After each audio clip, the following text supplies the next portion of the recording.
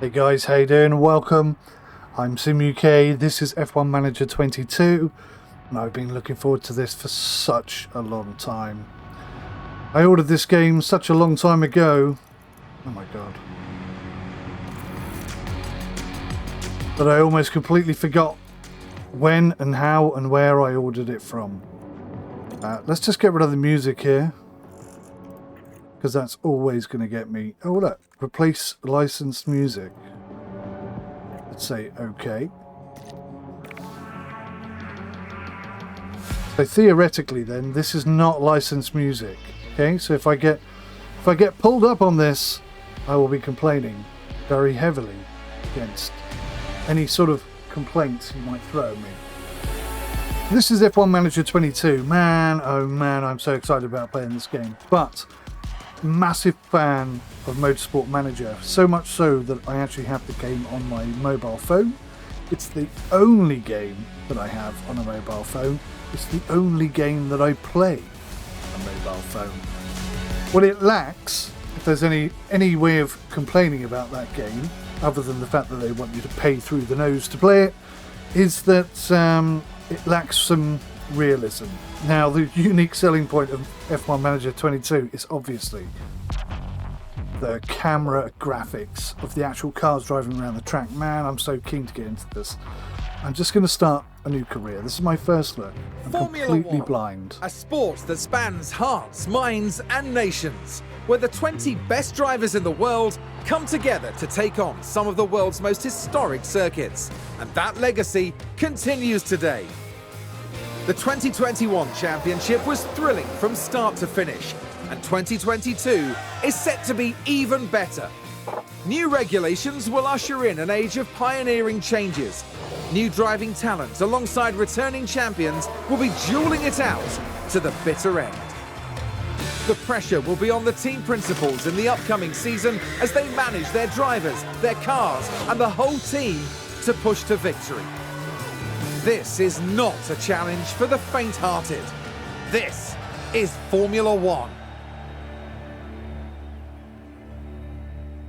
Okay, so getting huge amounts of status coming through there, which is really irritating. Mercedes returned to F1 in 2010, and since 2014 they've won the Constructors' Championships back-to-back every year. In 2021 they took home the Constructors' Championship once more, although they narrowly missed out on the Drivers' Championship, coming in second. Heading into 2022, Mercedes will insist on dominating the competition. Nothing less than the fastest car and the most wins will give the Silver Arrows the outcome they want to see at the end of this new season and beyond. Okay, so first of all, look at that. That is incredibly realistic. I mean, this really does look like them, and the cars look fantastic. The lighting on the cars. This, in my opinion, is already looking as good, maybe even slightly better in some areas, than F1 22. That's really quite incredible for a management game. It blows me away. One thing that I don't like, and I've been thinking about this all week, the thing I really don't like about this game is that I cannot create my own team. That is such a stupid decision. That really irritates me, so much so that I almost want to play Motorsport Manager instead, but we'll stick with it. We'll see what's new. Williams is a legendary name in F1, winning 9 Constructors' Championships in their heyday. The Williams family sold the team in 2020, and the 2021 season saw them fighting well from start to end. They finished 8th overall, thanks to some incredible performances by George Russell in his last year as a Williams driver. In 2022, Williams have Nicholas Latifi and new signing Alex Albon, returning to F1 after a year away to make up their driver team. The pressure is on for them to up their performance this season and push their way back towards those midfield places. Okay, so I had no idea Williams had sold the company on. That's kind of upsets me a bit. Having been a Williams fan since I was a young lad, obviously Nigel Mansell being the main man, but also, you know, many other drivers for Williams who have impressed Ayrton Senna, of course, in that fateful year. But it's Williams who I'm going to race with. It's the team I would most like to see come back to the top of the table. So that's who we're going to go with. We're last, second to last. And headquarters quality is quite high, but still very, very low. Nicholas Latifi, Alexander Albon, and Jack Aitken are our drivers. Right. First entry, 1978, just happens to be the year I was born. 2021, we finished 8th. 2021 Drivers' Championship, 15th. Constructors' Championship wins, we've had 9. And Drivers' Championship wins, we've had 7. Okay. Let's jump in. Forename. Profile. Team principal. Okay, what's going to be sim? Okay, first time guidance enabled. Yes. Start new game. So I'm really hoping that this game has the depth that I'm looking for, and I really am looking for Hi depth there. and realism. Nice to meet you. I'm 𝗦𝘁𝗲𝗀𝗀𝗀, one of the team's senior engineers. Welcome to the team. It's great to have you on board. We came under new management recently here at Williams, so you're joining us at a very exciting time. I'm sure you'll settle right into the team. Let's get you shown around. As our new team principal, you're responsible for a lot of aspects of the team. Everything from managing our team's growth, overseeing our finances, and deciding on race day strategies will be in your hands. You can keep an eye on most things from your dashboard here. I can take you through it now. First up, an overview of the board. They're the ones who set the expectations for the team. If they're confident in your leadership, you'll be fine. If they lose confidence in you, however, they might look to replace you. The board sets season objectives for the team to achieve. Reaching them will help keep confidence high, so be sure to familiarise yourself with what's expected. You'll want to keep an eye on the long-term objective for beyond this season as well. Okay then, let's look ahead to the race weekend. We need to start preparing for the next Grand Prix, which will be the first of the season. As it's your first day though, there's nothing urgent for you to address. Feel free to explore more, or you can select continue and sign off for the day. Once you do, time will pass, but don't worry about missing anything. You'll automatically sign back in if an important event comes up. Look at that. Okay, so let's continue. It's no longer your first day. We'll have you on top of things in no time. You'll continue moving through days this way until it's time for the race, which you can see in the upcoming events list. It's good to get in the habit of regularly checking that list. Let's take a look at what needs doing today. You have an alert in the top corner. There's an important email awaiting a response, so you should check your inbox when you're ready. Look at that. Looks like you've received a budget approval request. Most of the team's budget is decided by the board at the start of the season, plus whatever we get from last season's prize money and any extra sponsorship revenue we earn. Right. Maria Zilpa. Good morning, Sim. We've had an idea for a season kick-off party to bring everyone together to celebrate the team. We'll need a budget approval if we want to go ahead with it. What do you think? $10,000? Absolutely. To improve driver morale and staff morale, that's $10,000 well spent. I reckon that's a good decision. It should keep the team in high spirits anyway. Now that's dealt with, we can focus on our first Grand Prix of the season. The race weekend is still a few days away, so move forward when you're ready. I am absolutely ready. Let's have a look at the rest of these emails. Good morning, Sim. I just realised that you joined the team a little too late to negotiate our sponsor obligations for this season. Sponsorship is a big source of income for all F1 teams, but that funding is a two-way relationship. When negotiating sponsorship deals at the start of the season, we need to offer certain obligations on our side, like creating merchandise that feature our sponsors or hosting sponsor events in our factory throughout the season. They can be a little inconvenient for the team, but they secure the funding that keep us competitive. You can check the calendar to see when our obligations will be happening. I'll put a link below to the sponsor obligations that we're committed to for this season. You'll be able to negotiate them yourself next season. Okay, so these are the sponsor obligations. Okay. The sponsor events you're committed to completing this season. A driver appearance, both drivers. 18 media appearances over the year, I guess, and we'll get 9.8 million for that. Okay. So that's 100 million in total. Holy cow. I mean, this is the kind of money you just don't talk about, isn't it? Memorabilia room event. Your team must host a sponsor event in your memorabilia room. Race hospitality. Your team must host a sponsor event in the pit box during races. This would distract your pit crew, slightly reduce their performance. Oh, I like that. Now, there's an element of realism that puts a smile on my face. Race simulator event.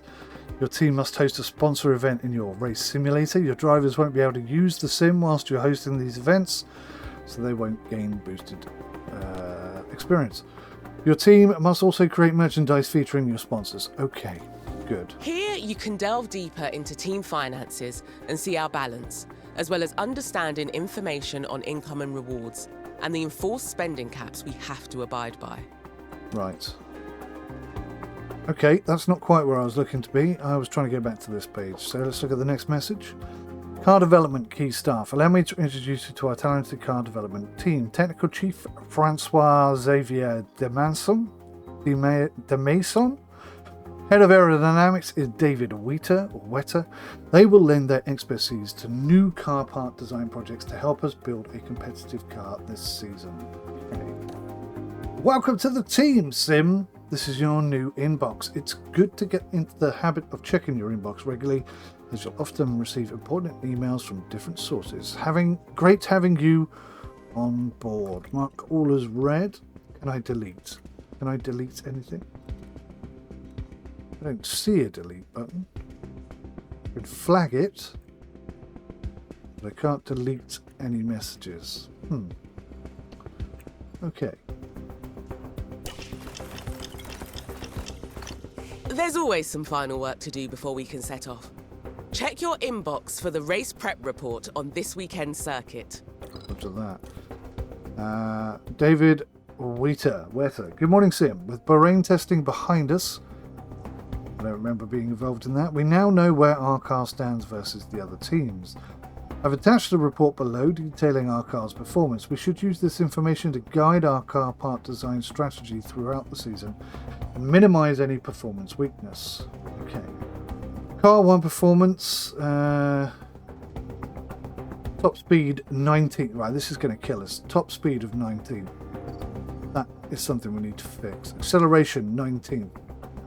That again needs to be fixed. Cornering, low speed 19th. Medium speed 17th, high speed 17th. So this is what's cornering. DRS, top speed 19th, acceleration 19th. Right. That's going to destroy us. Why do we have so much? Oh, so this is a dirty air cornering. 19, 17. Okay, so we're last basically.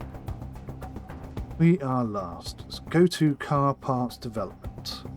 Create a brand new car part for this season, or manufacture copies of an existing car part design. Unavailable until next season's regulation changes are confirmed. Bloody hell. Okay, you want to get started with a design project? Kind of.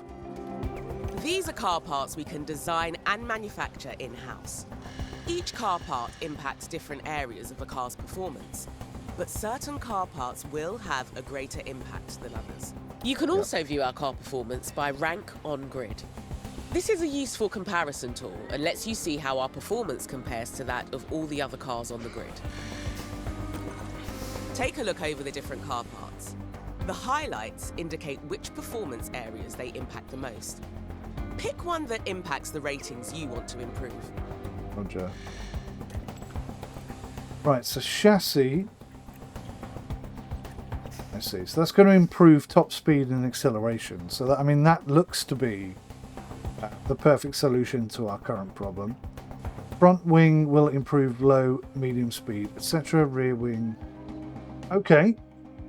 So the rear wing will actually improve top speed, acceleration, and DRS top speed and acceleration. So maybe that's the way forward. Side pods will do more for speed and acceleration, and also engine cooling. The underfloor will do a lot of stuff. Suspension will do a lot for... Okay, show ranking on grid. Right. Okay. So I'm now thinking rear wing. Expertise in making new car parts improves with experience. So each new design is likely to be better than an older one. Just make sure to check the new design against the one currently installed. Yeah, that makes Testing sense. is also an important step in designing a new car part. Our testing time is limited throughout the season, and it's up to you to decide how much to commit to each design project. Ooh. If you assign some testing time to this design now, you can see what effect it will have on the car part. Once you've taken a look, let's continue. Okay. So CFD MAU hours, MAU being man hours? I'm not sure what MAU hours are. So we've got 84 hours remaining and 6.3 hours remaining. So let's put...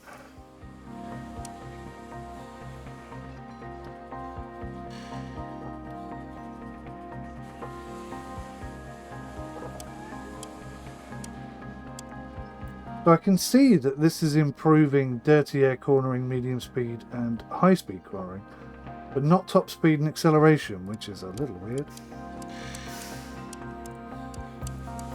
So in order to get top speed and acceleration, I'm going to have to allot a hell of a lot of time to it. So 4 hours out of the 6.3 we have.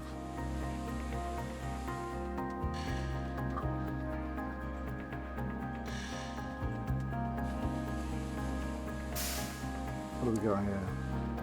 Wind tunnel hours. We've got 84 of these.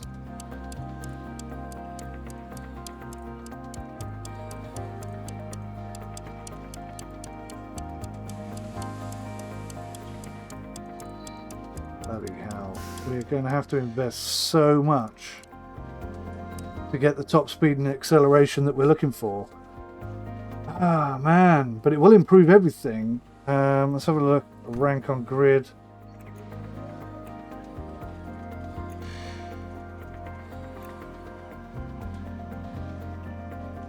Right, so that's not actually going to improve anything at all. If you look, the fitted part and the new part are still going to keep us in the same place. Weirdly, the only thing that does seem to have improved is acceleration under DRS. And that's the only thing that doesn't have a chevron indicating that we've improved it at all. Everything else, it's kind of not improved at all. Cancel project, confirm. Let's have a look at the chassis then. Let's focus on that. See what difference this makes. Again, look. Immediately bringing dirty air cornering speed up on the chassis. Again, we're having to invest.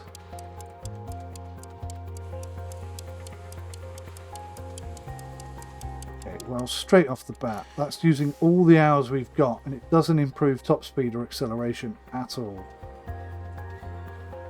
Which is incredibly disappointing.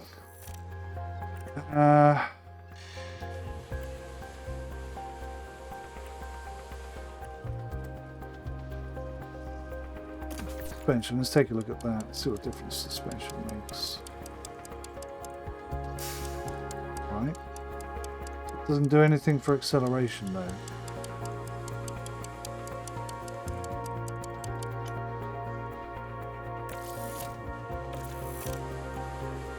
But it tells me that it does. Am I misreading this? I'm thinking it's this sort of green overlay that's indicating where the performance will come from, right?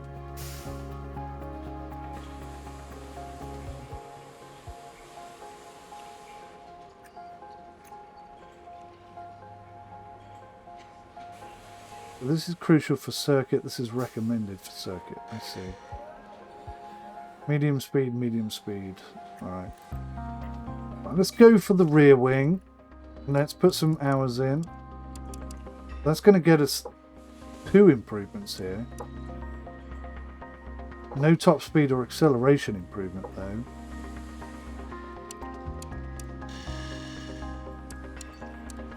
So 1.1 hours will get us an acceleration boost, which is going to be very good. What about wind tunnel hours? Yeah, it's going to give us a little bit of a boost down there as well. So that's the minimum amount that I can give to boost acceleration and dirty air cornering. So that's something at least. Let's continue with that. You can direct the engineering team to focus on specific areas of performance. F1 car parts are complex, and sometimes you'll have to sacrifice performance in one area to achieve gains in another. Over the season, we'll understand more about our car's performance, which will help you to guide the team's design focus. You can try altering the focus now if you like, or else stick with a balanced approach. When you're ready, continue with the process. Okay, so drag reduction. Everything's bang in the middle. So, okay, by dragging that down, that actually makes us slower. Right, so let's really focus on drag reduction. So 1 step to the right takes us from 19th to 17th. That's pretty epic. And I see, so that's going to have to stay up.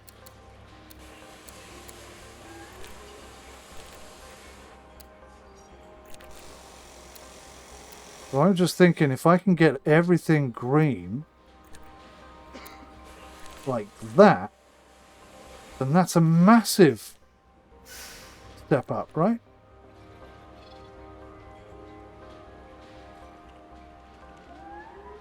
That's a massive improvement, I would think.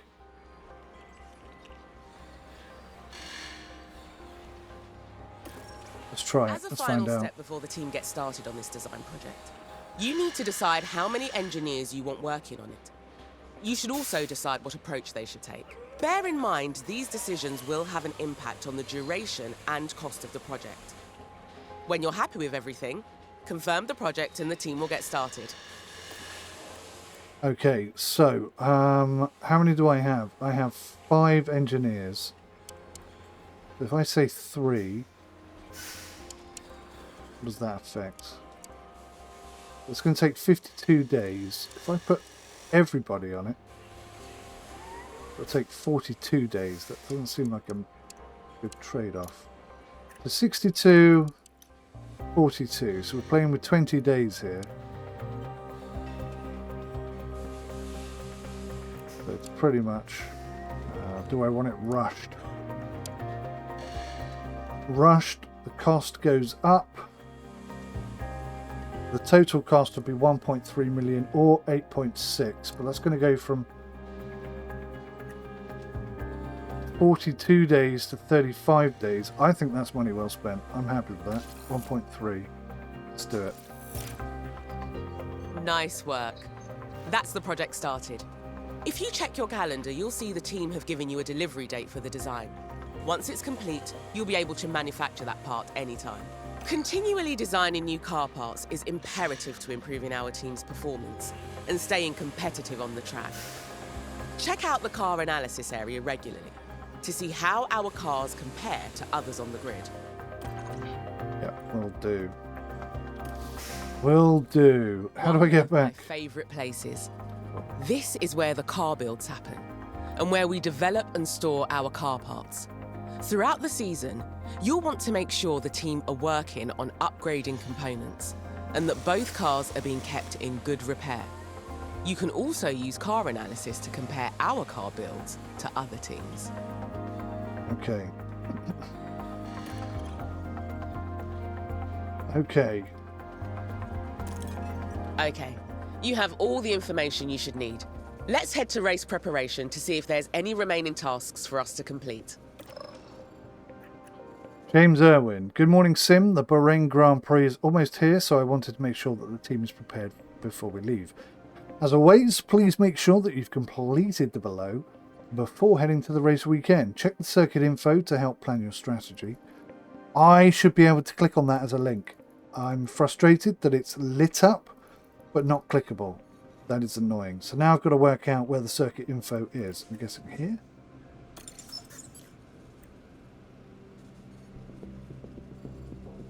Okay, 308.2 kilometers. It's 5.4 kilometers in length. Lap record is 1:31.447. Back in 2005. That just makes a mockery of the cars today, I think. First Grand Prix 2004. Okay. It's going to be warm, warm, warm. Track abrasiveness is high. Historic safety car chance is 100%. There's definitely going to be a safety car. Okay. Pit lane time loss is 25 seconds. Wow. Okay. That's a lot to remember straight off the bat. Performance targets and potentially guarantee them results for a higher reward. Again, I should be able to click on that. So where are my performance targets? Will it be in here? Don't forget to check in with the board often. You can monitor board confidence levels, your available budget, and your progress towards a greater team rating from here. Board confidence, profile.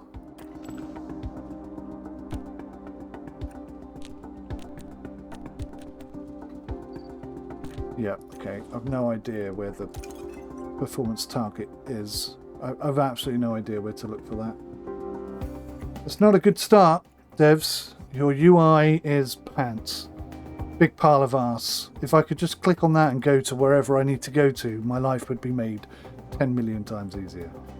Check that our car builds are using our best car part designs. Yeah, that's a good point. Actually, let's go to cars.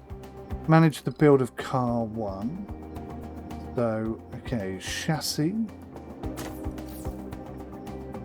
I have 2 in warehouse. Can't do any research until 2022. How do I know if I'm using the best one? How do I know that?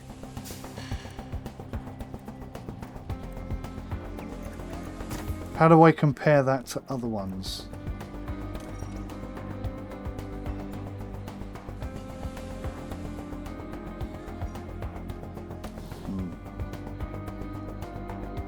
That's not very helpful so far.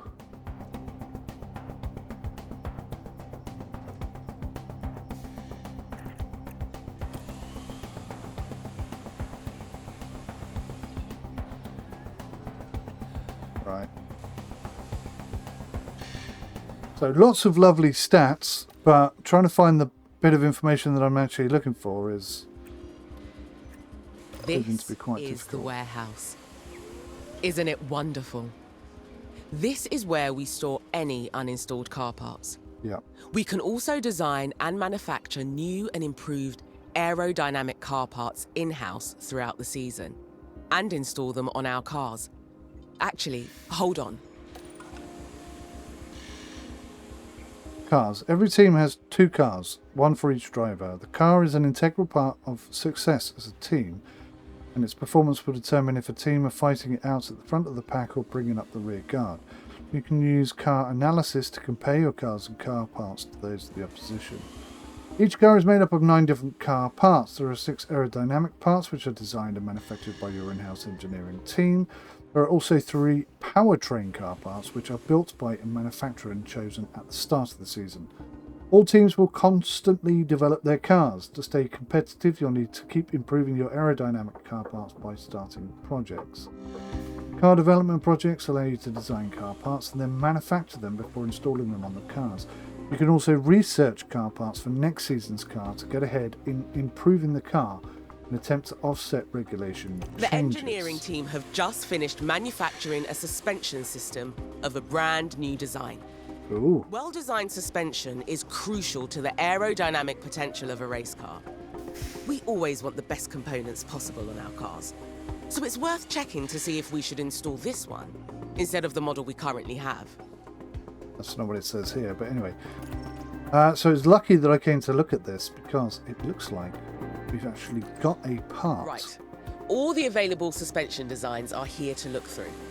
Notice how both cars currently have the same suspension design installed.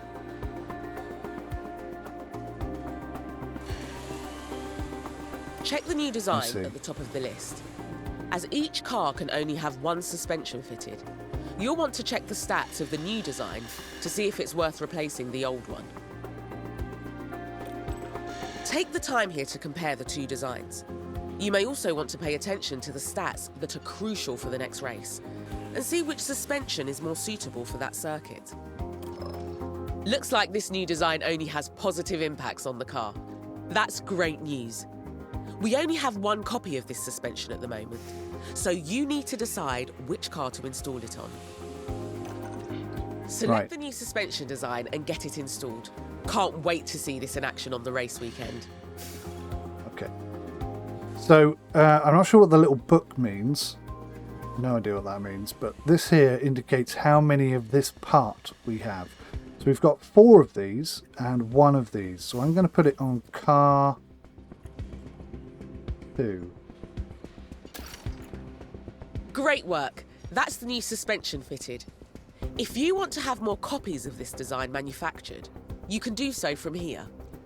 Just remember those F1 mandated spending caps, the official limit on how much we can spend on car development and improvement each season. Right, so what are the spending caps? If you don't want the team to manufacture anything right now, we should probably head back. Well, yeah, we're going to manufacture this as well. It's only 150,000, and it will take...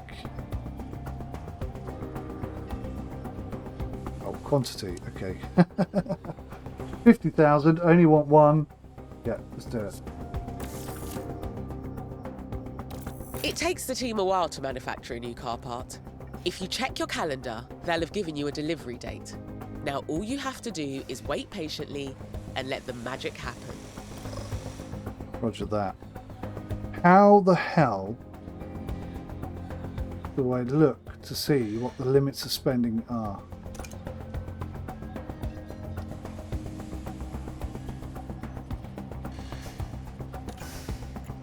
This is car part knowledge. Okay. 0%. 0%. That's interesting. How do I go back to the home page from here? Is there no way to do it? So I have to go all the way back out bit by bit. It's a bit rubbish. Right. Finances. Is that season balance, monthly balance, cost cap? Here we go. Spent. So we've got 112 million remaining. Projected is 100 million. Okay. Remaining cap, 100 million. So we've got 100 million left to spend. That's fine then. We're nowhere near that. All right, let's jump in. Let's start a race. This is your race preparation area, where you'll get the team ready for the upcoming race weekend. You can also find all the information you need on the circuit we're racing on here. One thing you'll always need to do before each race weekend is setting our performance targets. These help us generate more potential rewards for the team. Right, so let's Here put the we've got the targets in. performance targets for this coming weekend. If we meet these, we'll gain extra revenue.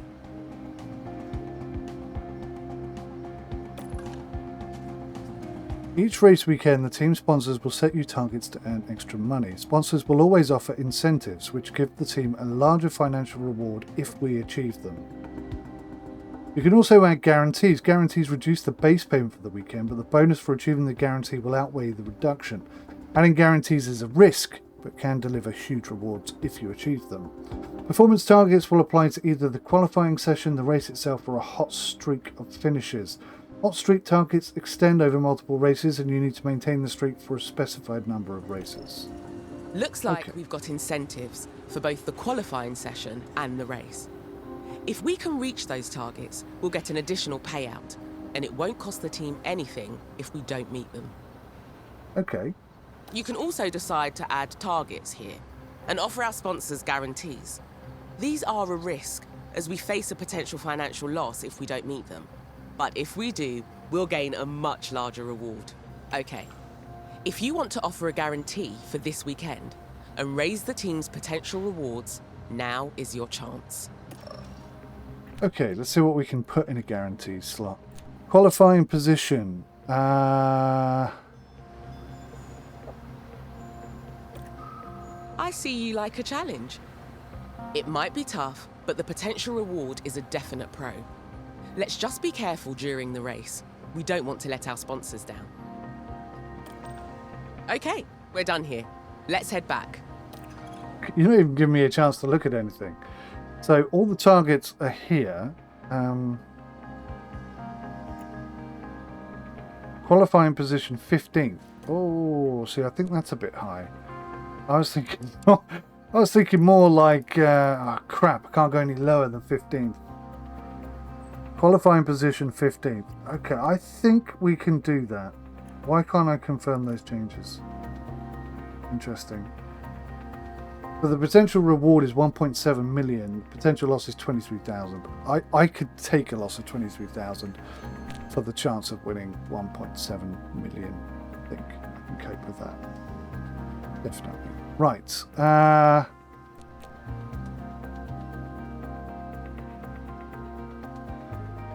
Targets.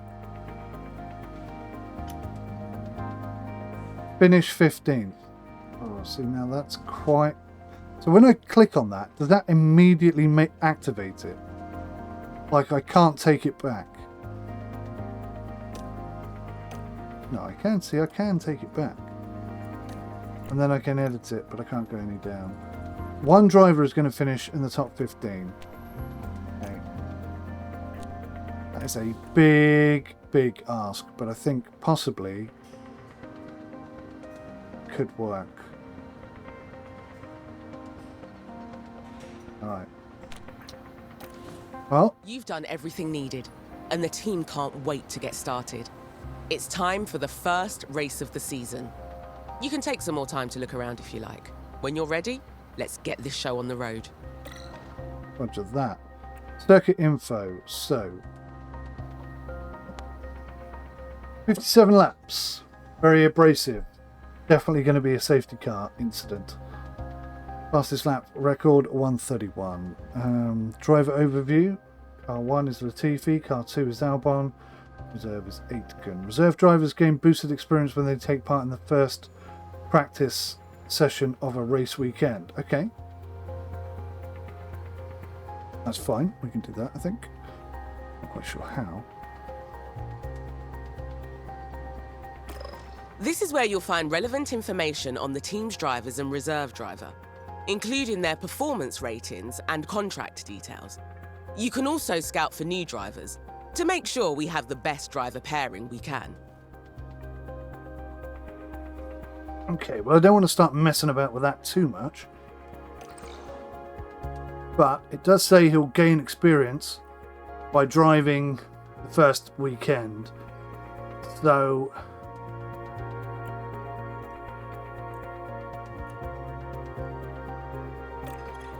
You can see here, when a driver has development points available, you can use them to improve their performance. Highlighting a performance rating will give you more information on their effects. okay. You can also select any of the tabs at the top there to look into the specifics of the driver. For example, before you leave, you might want to check out their current contract with the team. Yeah. Morale is high. 9 months. They've all got a 9-month contract. Okay. Right, let's go back. So how do I put him in the driver's seat? Driver number is 6. Driver number is 23. He's from Thailand. He's from Canada. Morale is high. Everyone has high morale, so you start high, high, high. But I don't know how to put him in the car.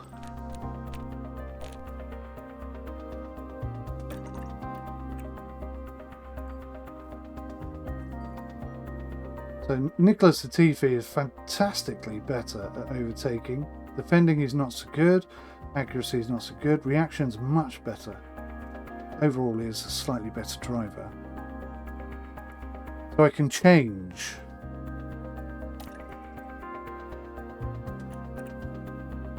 Oh, I see.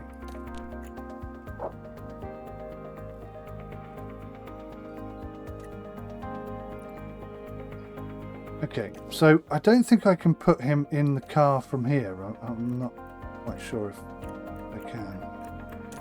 Let's just try and start the race weekend and see what happens.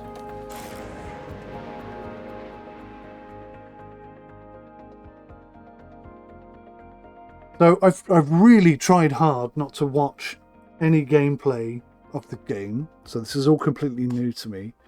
But I have seen a few bits. I couldn't help myself. Welcome to the some of the gameplay looks a bit janky. Bahrain might have a small land footprint, but it's showing its big spirit right now in the grandstands. Either way, it's time for another fantastic weekend of Grand Prix racing. Yes, indeed. The Bahrain International Circuit is a challenging track, and the cars routinely have to brake from high gear to low to take the narrow turns. With the need for downhill braking, the risk of locking up is one drivers will need to manage. It's all about focus and balance to get victory here. At this early stage in the season, there are still plenty of opportunities for things to change.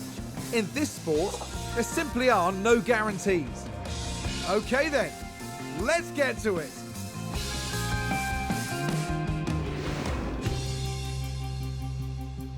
This is a very expensive game. It needs to have a super Great to high see you polish. Welcome to your first race weekend with the team. It's Friday, so we're kicking off with free practice one as usual. Each weekend contains 3 60-minute practice sessions. During the practice, teams test new car parts, acclimatise drivers to the circuit, and fine-tune car setups for the weekend. Qualifying follows a knockout format over 3-time rounds. Drivers compete to set the fastest lap times and progress to the next round to secure the best grid position they can. The main event of every Grand Prix weekend, teams execute a pit stop strategy and complete the race distance as quickly as possible. The top 10 drivers score points in the Drivers' Championship and for their team in the Constructors' Championship. Additionally, there is a point for the driver in a constructor with the fastest lap, but they finish in the top 10. If they finish in the top 10, what? So you could get the fastest lap, but you don't get the point unless you're in the top 10. That's bullshit, man. Quite literally, I've always thought, even as a child, that every single car should get at least 1 point minimum, because then it gives you a reason to race every week. Stupid that they don't, really stupid. Right, power circuit, 57 laps, blah blah blah. P1 is on now. Okay, so I can just continue. Sponsors, ports, circuit info, post-practice report. Okay, they're not available yet. Go. Over here is our race preparation area. This is where you can make any changes you need ahead of the upcoming practice session. Rest assured the team have already prepared the cars for practice. When you're ready, we can continue to the practice session. Okay, car 1 is ready, car 2 is ready.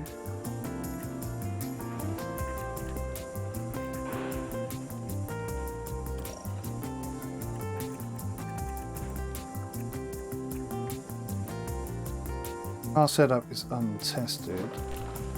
Right, okay. So we've got a lot of information here. I guess we kind of need to go out blank. Actually, I know Bahrain quite well. So, wonder if I can...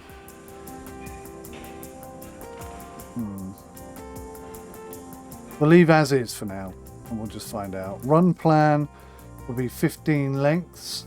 Fuel load, estimated fuel per lap, 2 kilograms. Driving options, pace mode, standard. Right, so I'm going to put it on conserve. Fuel usage will be conserve. ERS strategy will be spend, overtake, neutral, harvest. So harvest will focus on storing energy for future deployment at the expense of lap times. Neutral, balance deploying and harvesting energy throughout the lap to maintain consistent average energy level. Focus on deploying energy to improve lap times as much as possible to reduce distance to cars in front.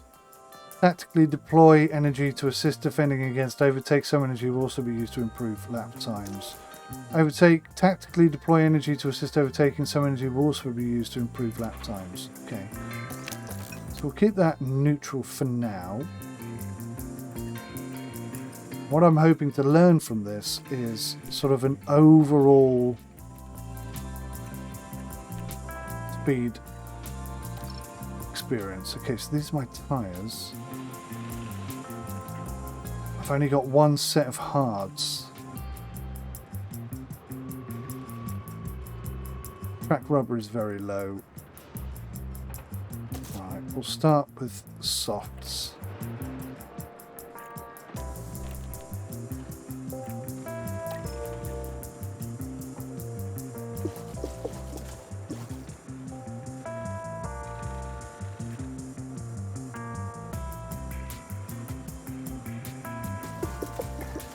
It's 58 laps, right?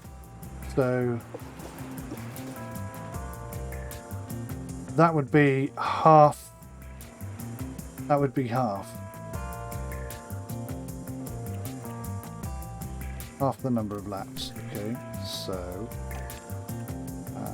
I'd like to put some mediums on.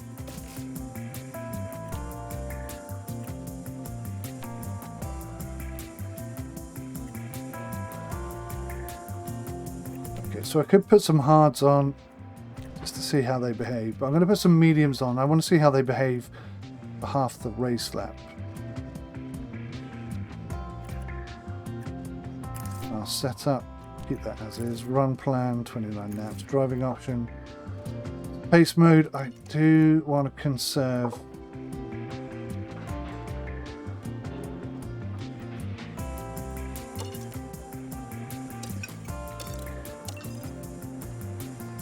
I don't want to attack.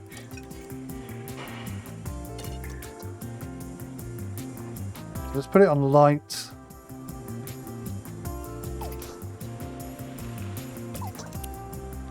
Balanced. And balanced. I think that makes more sense.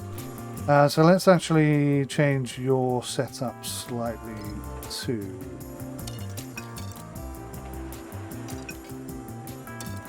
Let's go aggressive. Aggressive, balanced, and balanced, I think.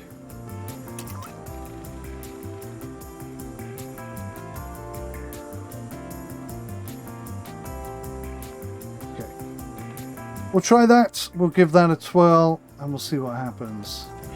During race weekends, you can decide whether you want to manage the practice sessions yourself or whether to hand over control to your team. Okay. As it's your first race weekend, you should let the team handle the practice sessions. Oh, really? Well, I ain't gonna. I don't want to. I want to do this one. What? Oh, you're going to force me to simulate qualifying after all that work I've just done? No, I don't want to do this. What a stupid tutorial.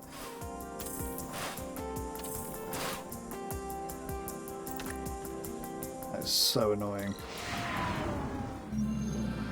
Today has already seen the culmination of practice, so we move on now to the all-important qualifying session.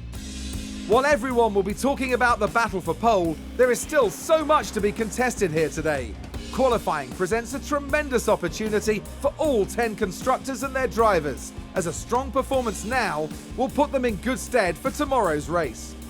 Stay with us as we see who can deliver on motorsport's biggest stage.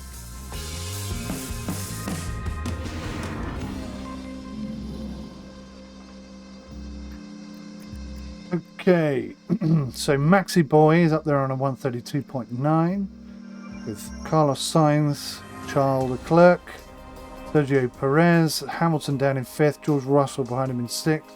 We're quite realistic. And we're in 19th and 20th, so we've already failed our first guarantee.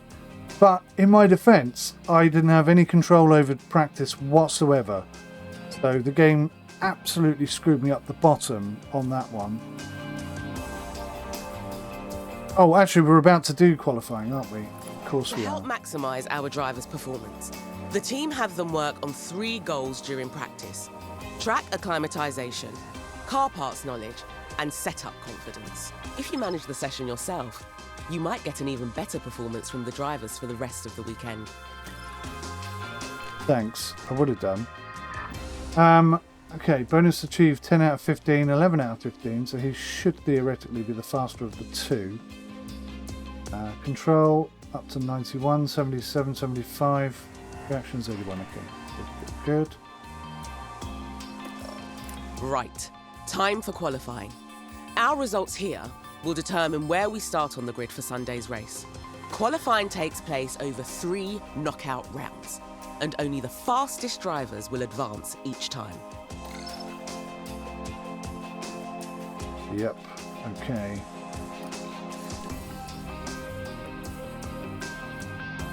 Car 1 ready, it says.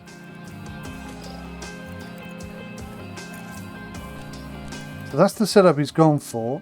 8 degrees, 11.5, 8.2. Can you save that?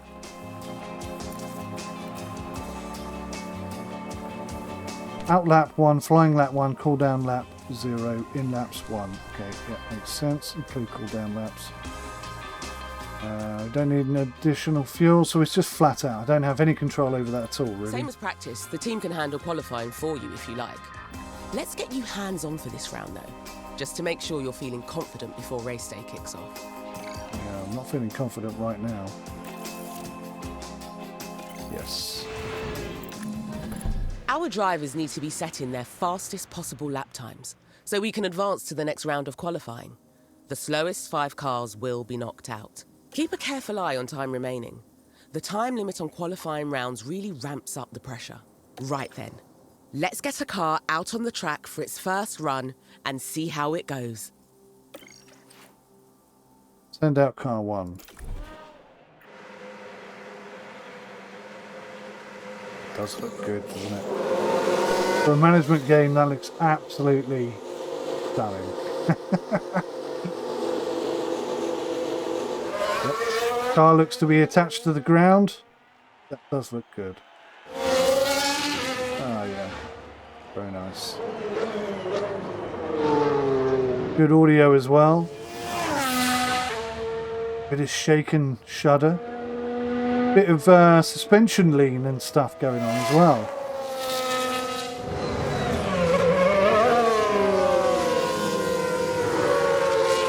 Shoddy camera movement there. Locked onto the car, looks horrible. Each car is fitted with a number of onboard cameras, so you can see the action as it happens. You can also use the map view if you like. It gives you a good overview of the whole track and all the cars. Remember, you're managing 2 drivers throughout the session, so make sure to keep an eye on both of them.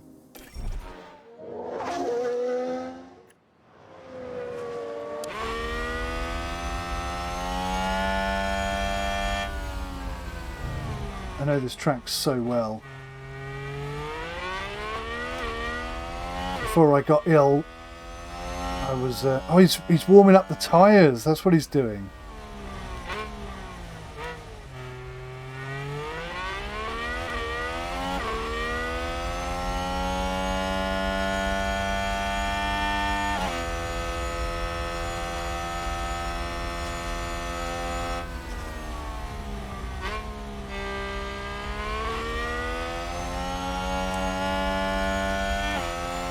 Cam.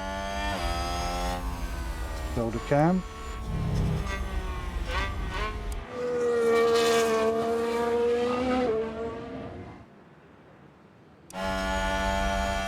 Alright, let's watch this first one as he goes.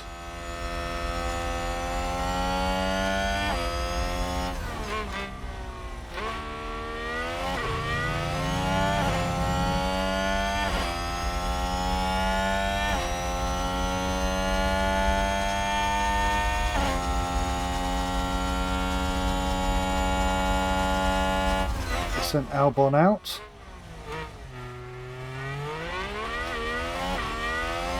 struggle with that corner so much, I really do. So difficult not to get a spin there. For in automatic mode, take manual control.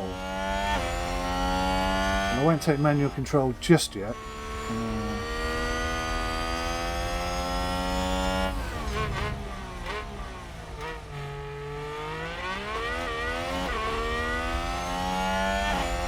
That is really quite realistic and accurate. I am impressed.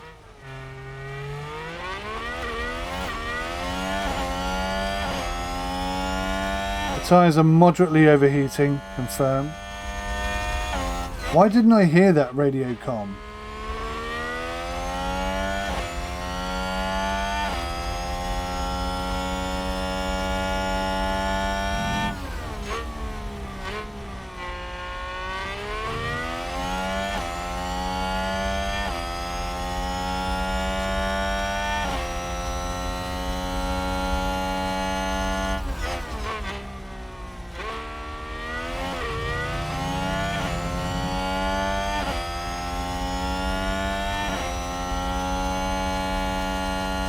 That's a decent time for a flying lap. Keep an eye on the standings throughout the session and try and keep the drivers out of the knockout zone. 134 is not good enough. We need to be 132, 131 really. Right then. That qualifying run is done, so the driver will return to the pits now. I know everything happens so fast over a race weekend, but if you need to catch your breath, you can pause for as long as you like. Or, if things aren't moving fast enough for you, you can speed up a little. I'd rather just keep it realistic if I can. How do I swap to the other car?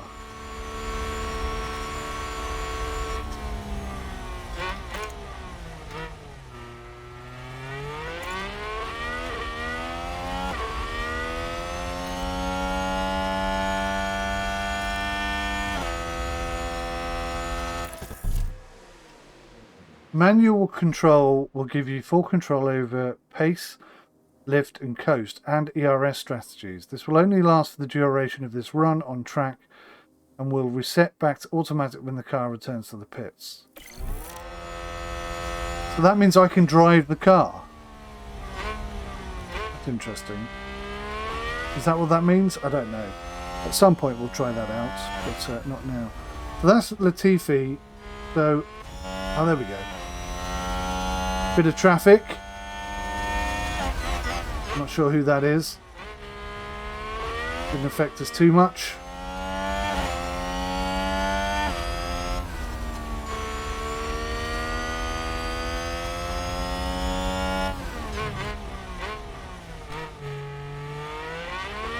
Can't see the map. How do I get rid of this?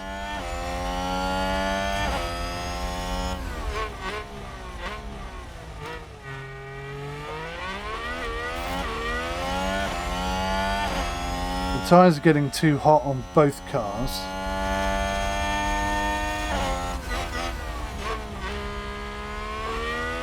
Not a good corner.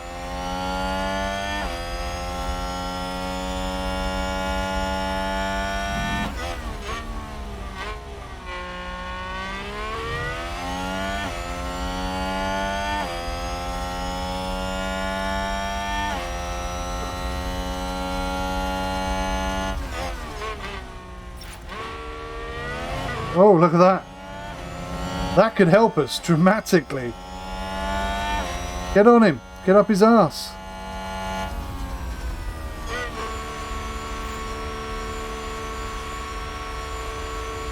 Okay, 1.3 seconds off the pace. Our driver is back in the pits. You need to reconfigure the car before we can send them back out. Let's go and take a look. Apply valid configuration to car 1. Okay, reconfigure. The team will make sure the run plan is updated to include refueling. So all you have to do is fit some fresh tyres. Here you can see all the tyre compounds available this weekend. When making any changes, just be sure you're considering both the condition and the compound of the selected tyre. Grip. Tyres are the contact point between the car and the track. While on track, your tyre condition will degrade and tyres will lose grip. When tyres lose grip, the car will be slower. If the tyre's condition reaches 0, it will fail completely. If 2 or more tyres fail, the car will be forced to retire.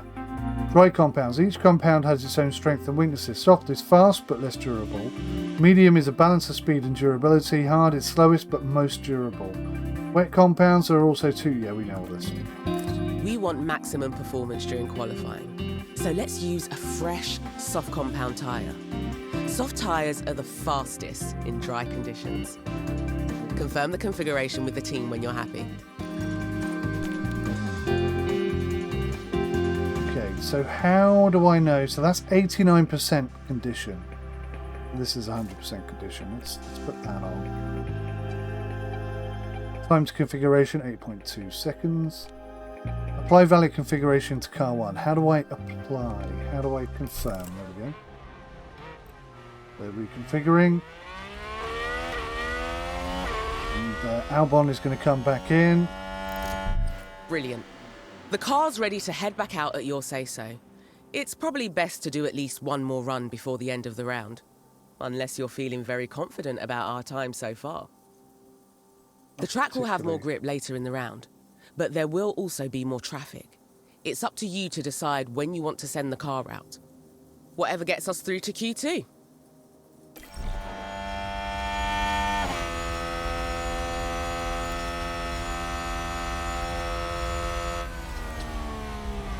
So I see a gap just here. And I think that's worth exploring. So I'll wait for that gap to arrive and then we'll go.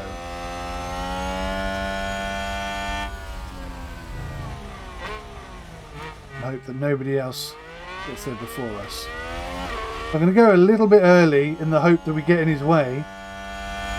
No, we're not going to get in his way, but we will be right behind him, which is probably not great, actually. But we'll see. We'll see.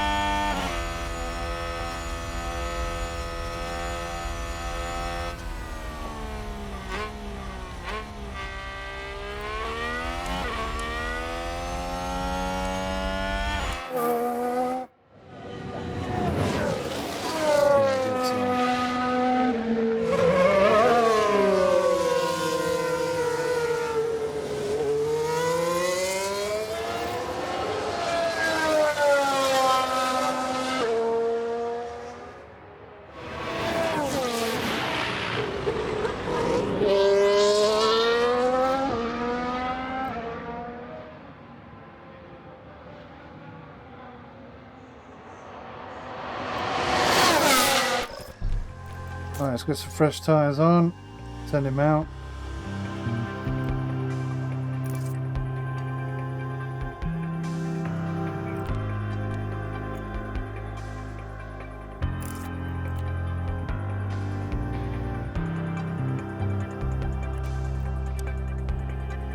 Okay, so we're going to just configure that slightly differently. So he can go out there and have 2 cracks, perhaps, at fastest lap time. Do the same with Albon.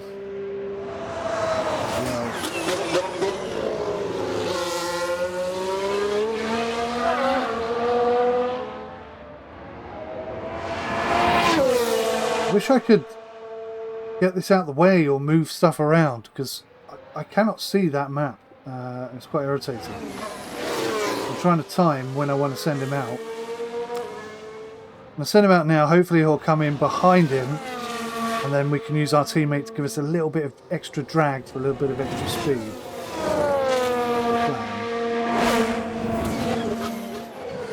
Here comes our man.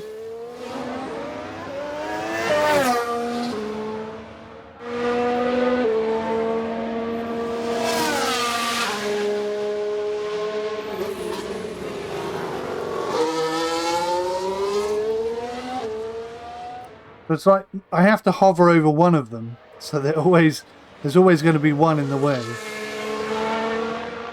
I can't click on that.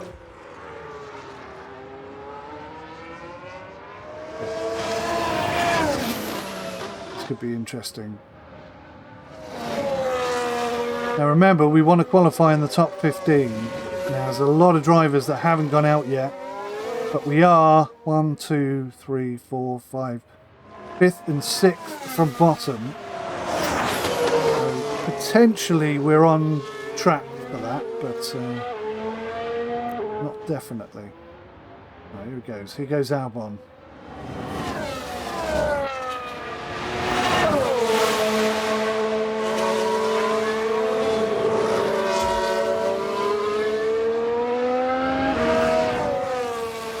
Winding up to start his lap, I guess. Get some heat into the tyres.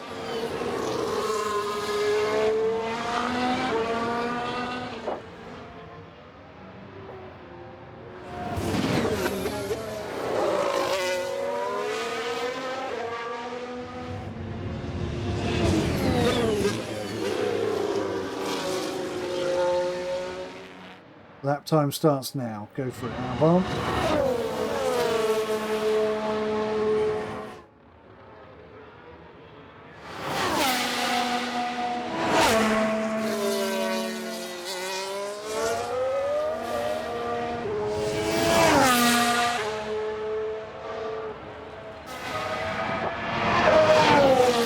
See the DRS opening up, which is nice. Let's hope whoever that is in front, Ricciardo, is it? You got out of the way nicely, thank you, sir.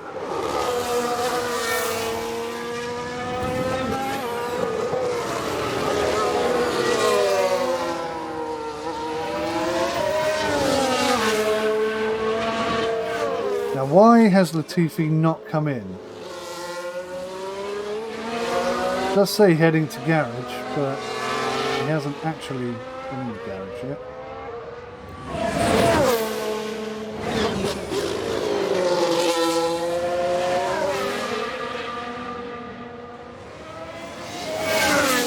I think the camera tracking the car is causing a lot of these weird camera angles. I really wish there was a way that I could get rid of both of these so that I was just looking at the track sometimes. Vector 2, no, that's not good. Right, Latifi is coming into the pits. Latifi is dangerously low.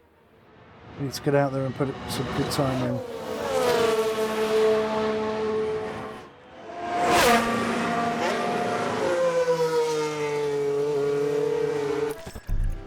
Right, let's give him a fresh set of spares. Run plan. We're going to do 2 laps.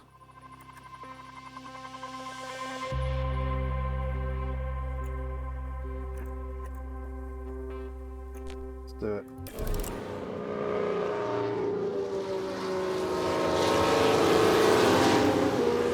There's less cars on the track at the moment, so now's a good time to go out. Obviously, up here at the last section, it's going to be a lot harder. Let's get out early and try and stay out of the drop. I'm pretty sure Ricciardo is not going to be slower than Latifi on this run. We shall see. Latifi needs to really up his game right now.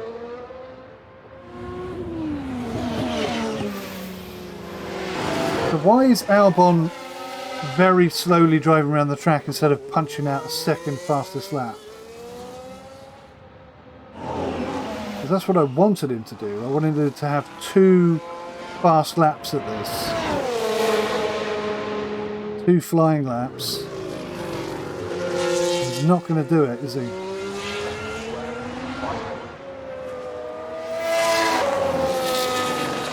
There we go. Latifi is now... Oh, look at Ricciardo, 7th.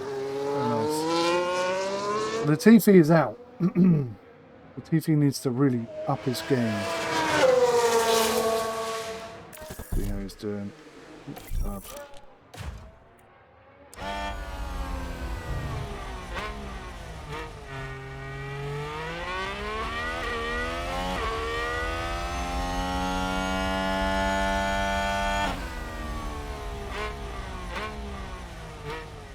Albon is going round again. So he's on a flying lap.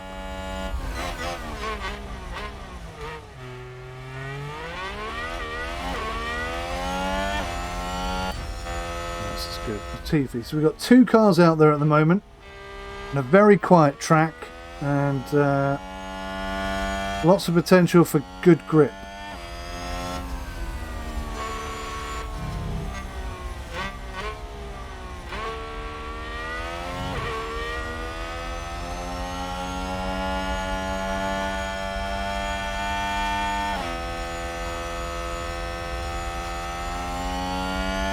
Okay, Latifi, you need to pull something out of the bag here, fella.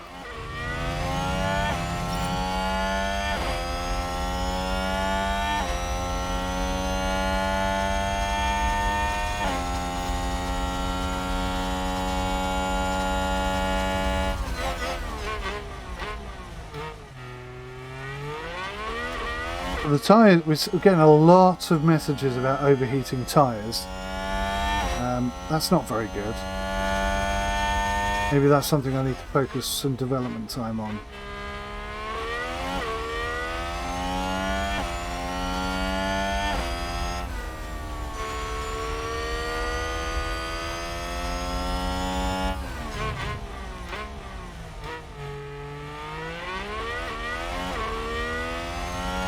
Up in here.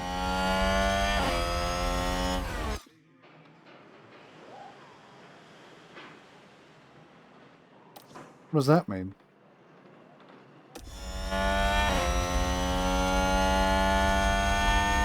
So Latifi is currently 16th. 3 seconds off the pace.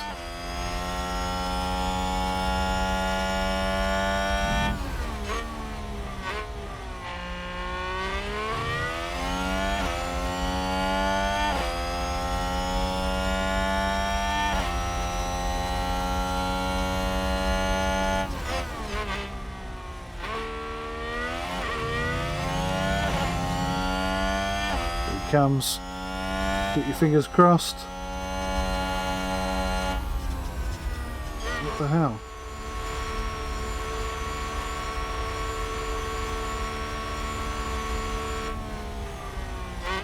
$133.992. That's well off the pace. I'm not impressed with that at all. Albon, I think, has just improved this time. 2.562. Good lad.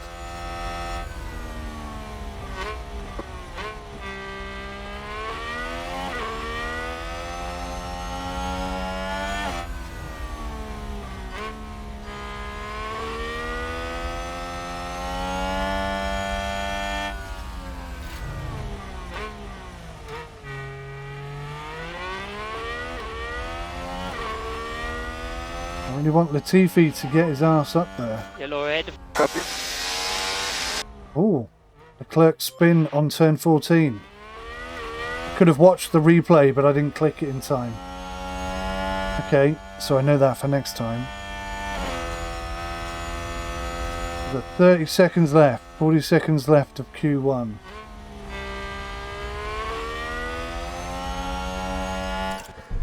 From the data view, you can see live data from the current session. Here we can see the latest lap and sector times for all drivers, and an overview of their tyre conditions. Here you can also view how the current session could affect the drivers' and constructors' championship stand-ins. There's plenty more to dive into with the data view, so make sure you spend some time exploring.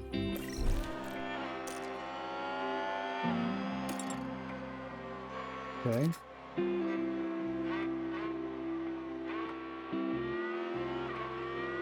Current position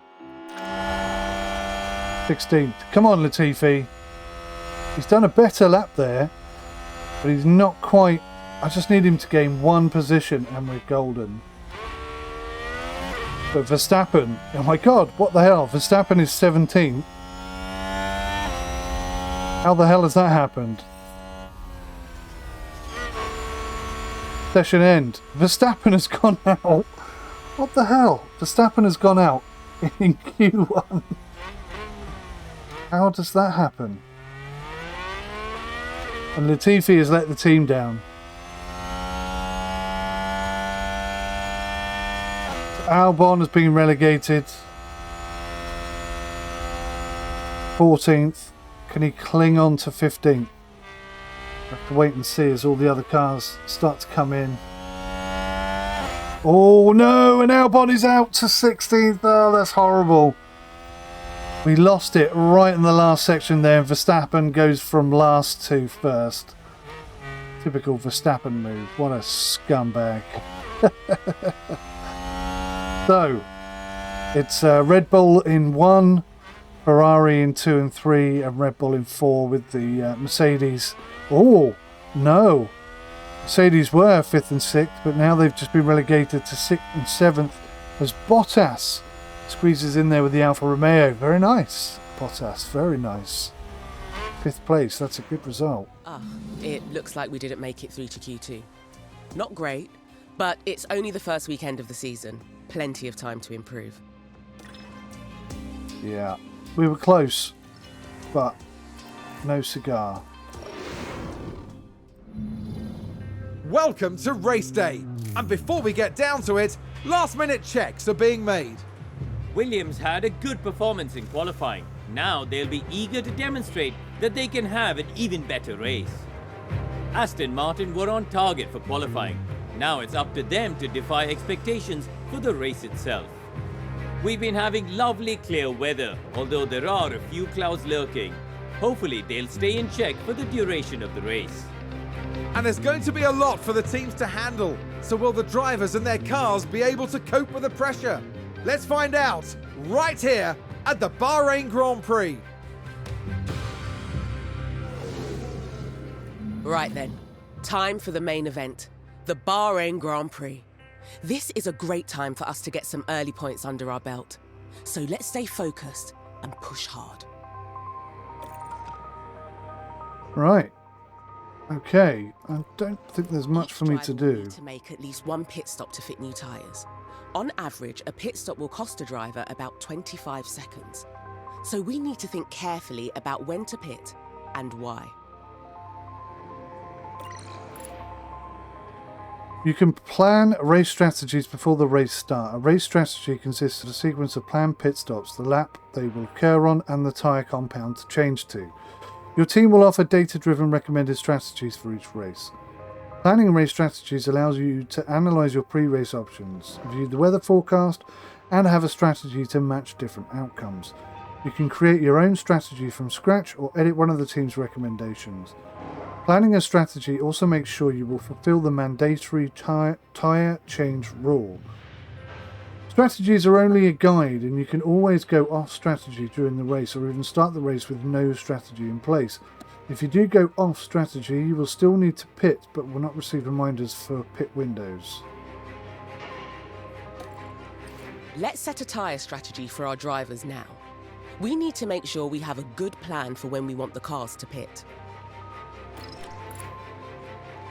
Okay, so we're starting from back of the pack. Every race weekend, the team will prepare some recommended strategies to choose from. Let's see what they suggest for this race.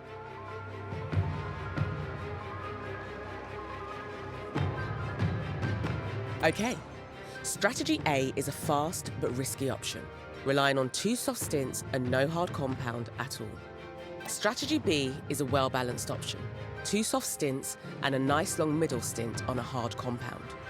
Right, strategy C is a slower but safe option for this track. We'll tackle the final stint on a medium compound instead of a soft tyre. If you think a different approach could work, you can make changes to any of the team strategies, or even create one from scratch. We can always adapt our strategy during the race, so we can respond quickly to changing conditions and stay ahead of the pack. Right, so I'd like to make a new strategy. The stint starting lap on 1 compound will be soft. So that'll be completely done. Okay, so I'm seeing the weather changes here. So whilst the weather conditions are good, what's this mean? Percentage, 0%. I don't understand. What does this mean? Oh, percentage chance of rain, 35%. So there's a good chance of rain a few times today, but okay. So we can get up to lap number 25, it looks like. Current pace target. So we're going to be on full attack.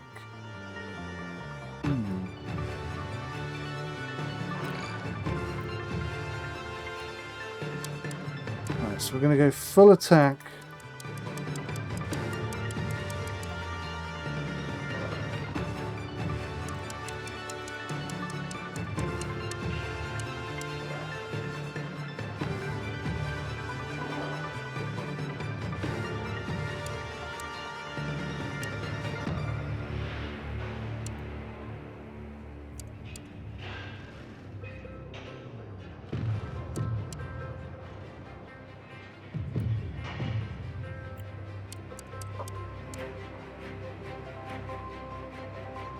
Well, that's what I'm going to go for. I'm going to try and do a one-stop strategy for 𝗬𝐿𝐵 and see how that works. So we're going to go flat out on the first set of tyres and then... What's this? That's aggressive. Let's go aggressive. Pit change on 14 and try and limp our way to the end. Yeah. Okay, how do I accept that?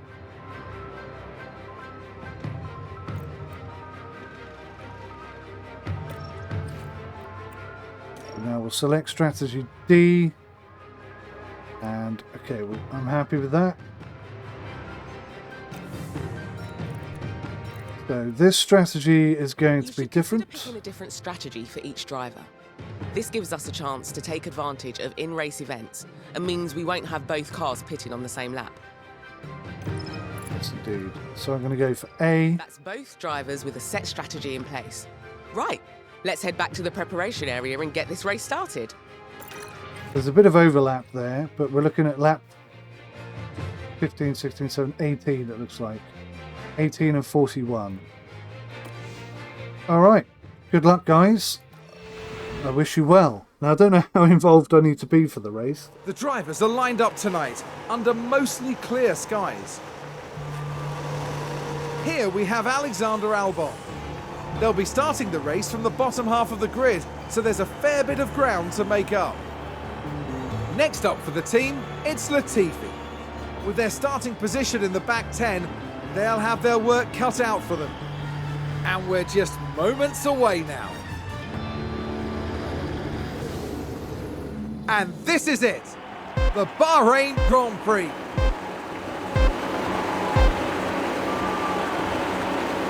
It's lights out, and away we go!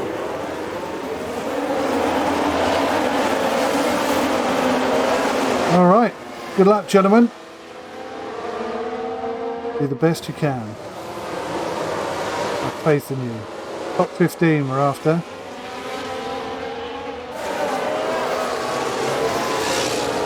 Is there really no way to get rid of...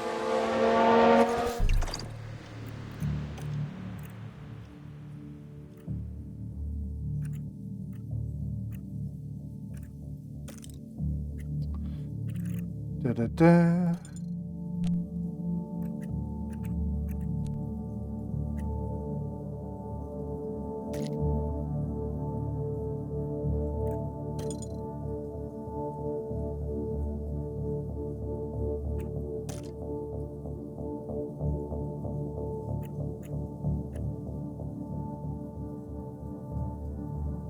Okay.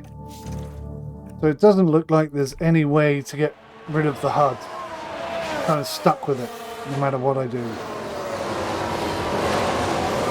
Okay, that's how I get rid of that. That's a step in the right direction. Right. Let's trust in the plan. Let's trust in the design and the driver's ability.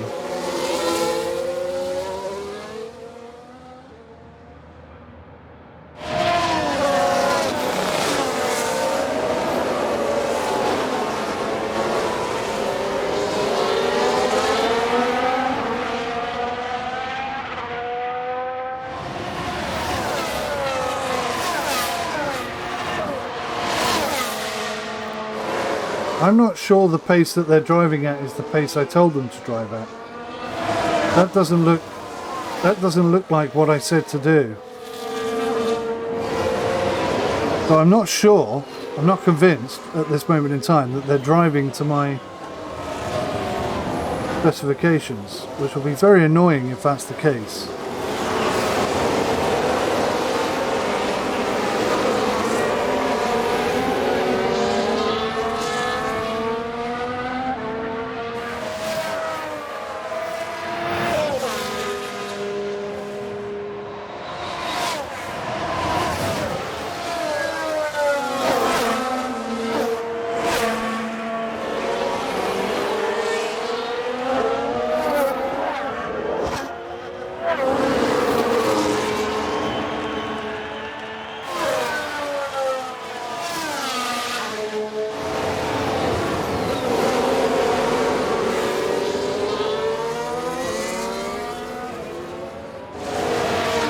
During the race itself, you can direct the team drivers in 3 main ways. Each option will help drivers increase their speed, but will come with a cost in different areas. Increased pace will improve lap times, but at the cost of increased tyre temperature and wear, which can lead to more pit stops and higher risk of tyre failure. You can instruct the drivers in how to manage their fuel. Using more fuel will give them more speed, but you need to ensure there's always enough left to finish the race, as refueling is banned. Finally, you can adjust the ERS strategies for each driver.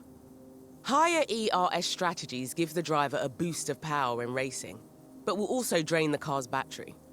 Timing and battery management are everything here.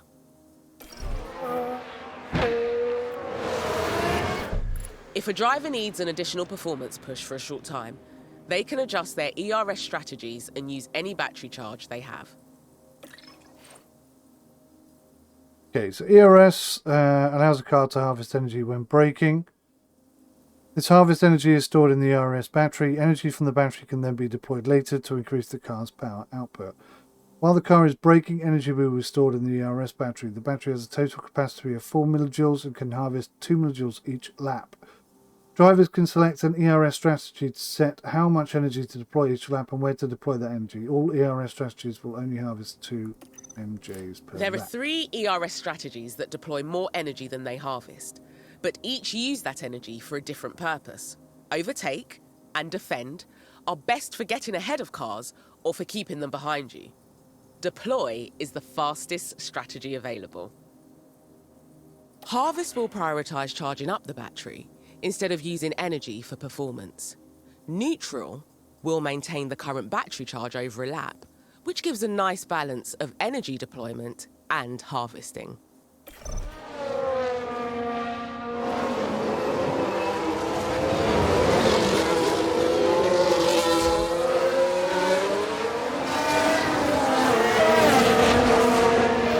So we're going to give Albon permission to deploy. Yeah, deploy. Yep, copy. Let's see what happens.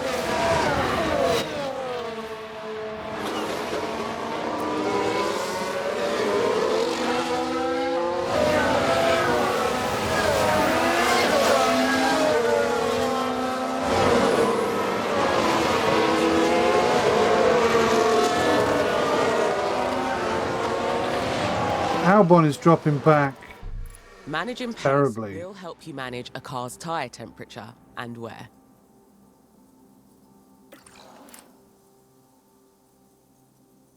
Yes. The driver's pace directly impacts their lap times and the temperatures of the tyres. As the temperatures increase, so the wear rate will increase. Select the paced command that is the right balance of speed and tyre conservation for your current race strategy. While on track, tyre condition will decrease, reducing performance and eventually failing completely if tyres are not replaced. Keep an eye on the tyre condition of both cars. Over time, tyre condition will fall, reducing their grip and performance, eventually leading to tyre failures and car retirement.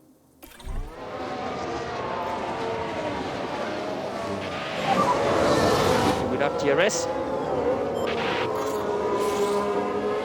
DRS has been activated. We're on lap 3. Okay, let's go. Right, 𝗬𝐶𝐸. Pretty sure I said to put you on aggressive. Pushing on, pushing on.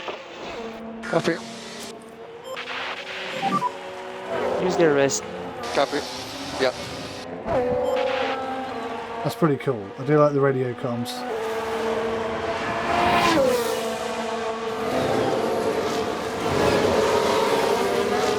Again, that camera following the twitch of the car makes me feel nauseous. I hate it.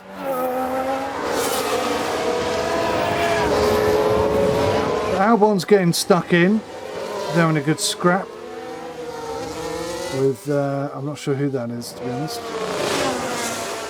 We should be moving up the rankings pretty soon, I think.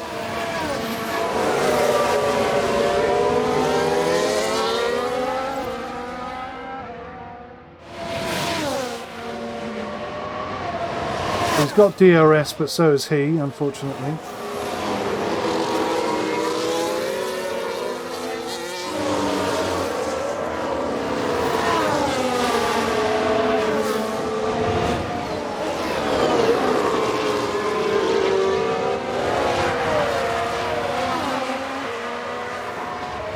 Got him? Has he got him? Yeah, no. Oh, maybe, maybe. Oh, that is tight. Trying to overtake him on the outside. It's brave. DRS is open. Those his those, so we're not really going to get much gain here, I don't think. Have a watch inside. So those two, what's this? Lance Stroll, that's what that is. It's basically using Vettel to help drag him along and stop him from getting overtaken. But Vettel is kind of holding us all up, really.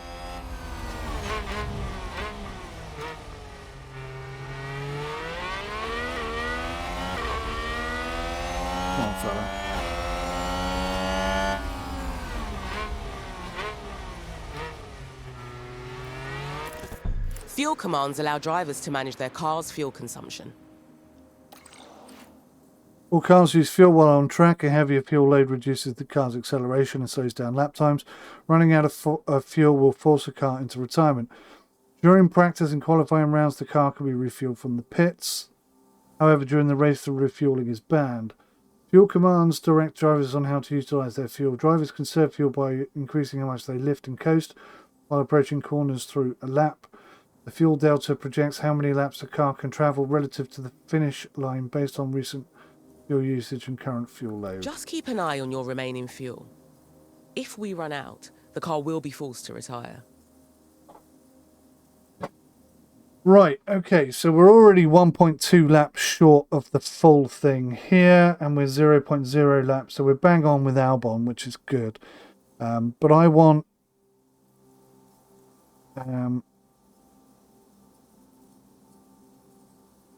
yeah, I want him to push, so I'm going to... yeah, go away. So I'm going to set him to push, just for a couple of laps. Reduce the lift and co. Copy. See if we can get a couple of car overtakes here. Check the DRS. Copy.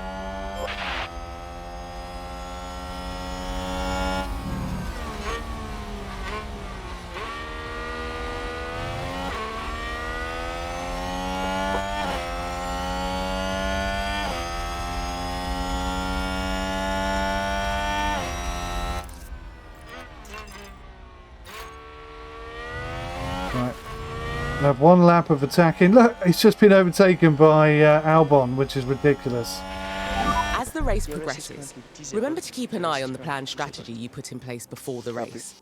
The strategy view will let you check your strategy, adjust it, or even change it entirely. The data view is also an important area to track during the race. It gives you a deep dive into race data, including lap times for all the team's drivers. No, it's because I've given 𝗬𝐶𝐸 the option to attack. Ah, okay, that's my mistake.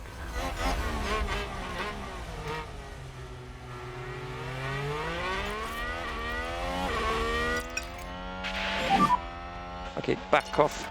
Copy.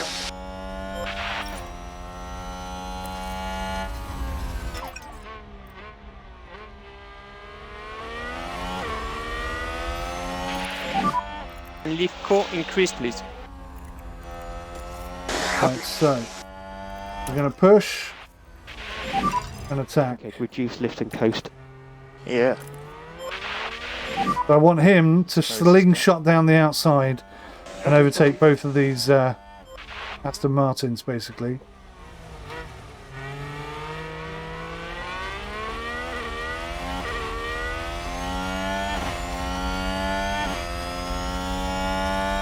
Keep an eye on that.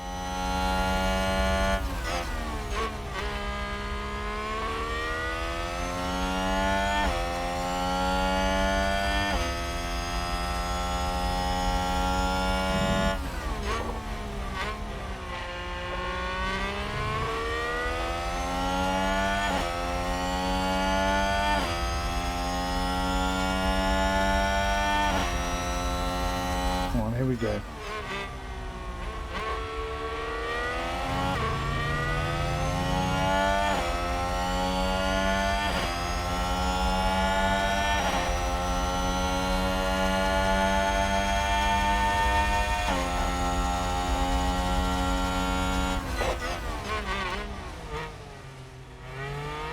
Do not touch.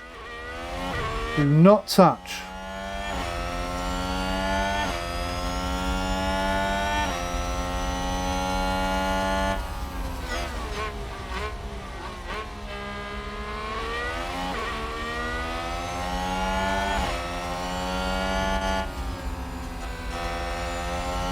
He's in a great position now. Double overtake would be lovely. He's a bit bold. Oh, he's got him. He's absolutely got him, though. Nice work. Now we got a bit of DRS here. Boom, go. Catch this guy and overtake him. Do it. And a new position just gained by Williams. Let's take a look at the replay. Now watch this. Here's the moment involving Albon.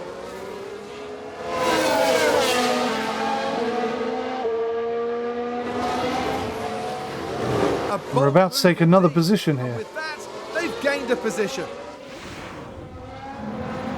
Back in the garage, the team absolutely loved it. Nice. Go on, Albon. Put your foot down, mate. Ah, we missed the overtake of Vettel.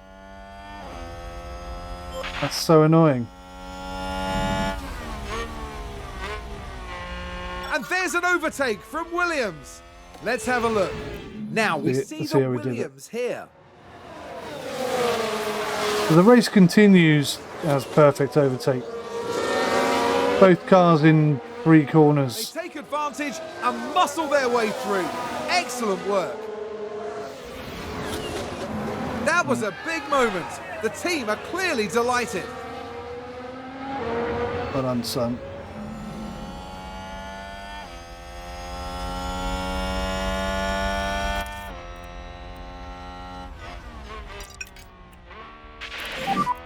You can afford to drop back.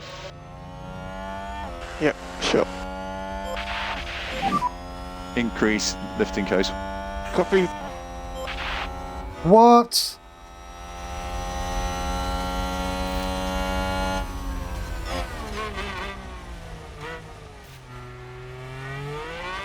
Nearly lost both positions there.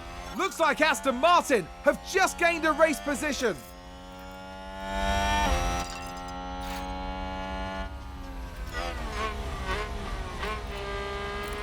Okay, start attacking again.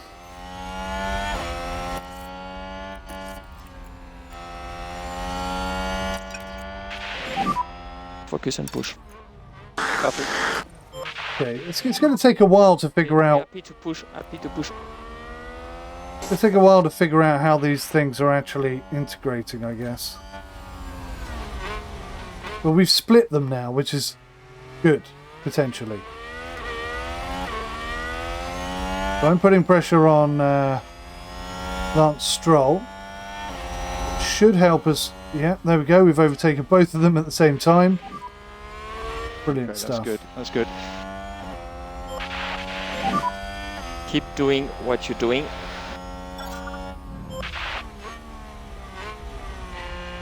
We'll watch it this time. We are so slow, so off the pace.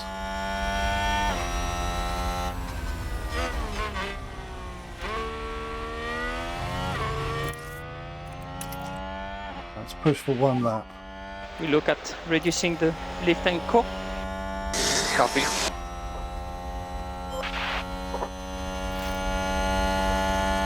Position lost again. Oh, I don't want this constant fighting. We need to get ahead of him and stay ahead of him. Great play there. They've moved up a place. DRS again.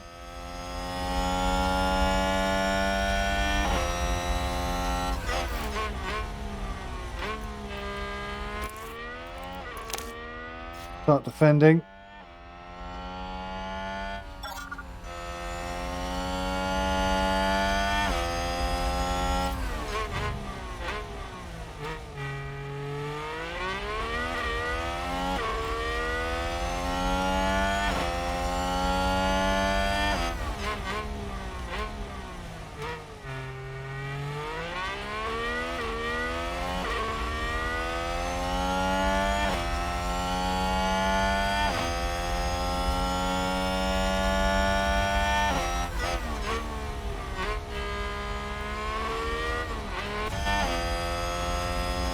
Bloody hell, look at this, the 𝐃𝐸's just been overtaken.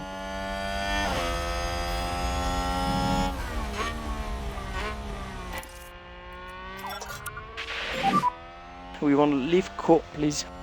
Copy.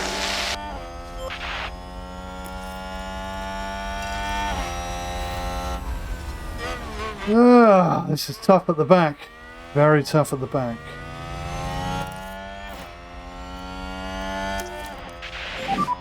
Remember, overtake is available. Okay, copy.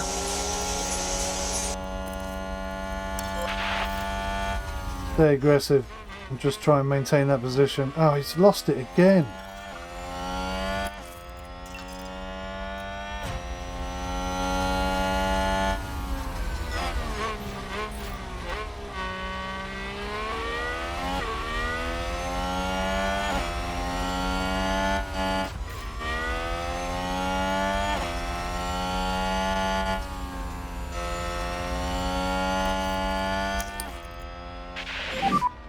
You have the overtake.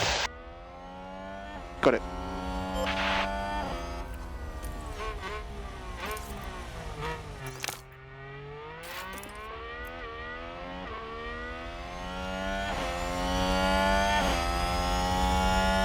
Right, so we've got one position back.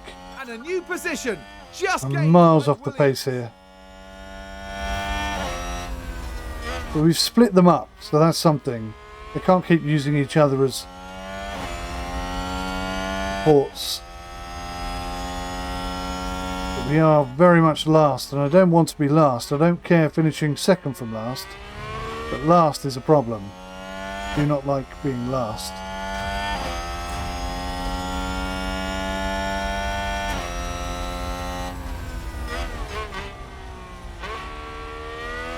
%. Keep an eye on those tyres. This is already at 62%.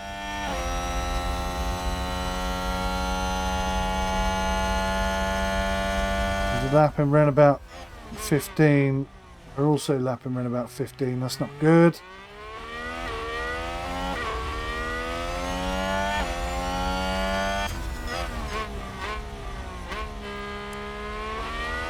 Right there, look.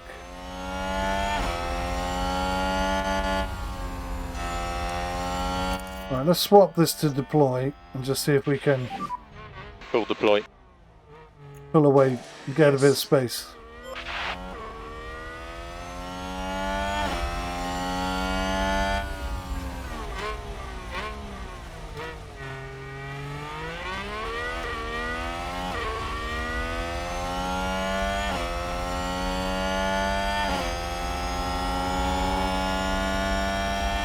Couldn't stop him.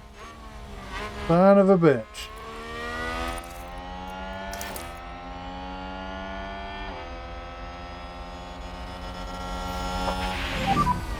Happy to use the overtake. Okay. Super fun racing, but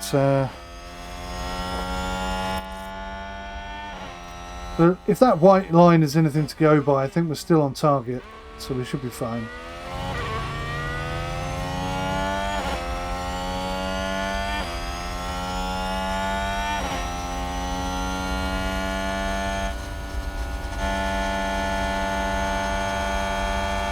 Should have had him there. Should have had him there.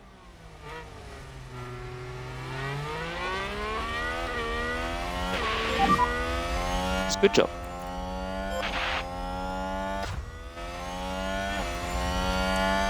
Oh, nice one, Latifi. And there's an overtake from Williams. Good job. Good job. Right, let's put that on defend. We'll retain everything else.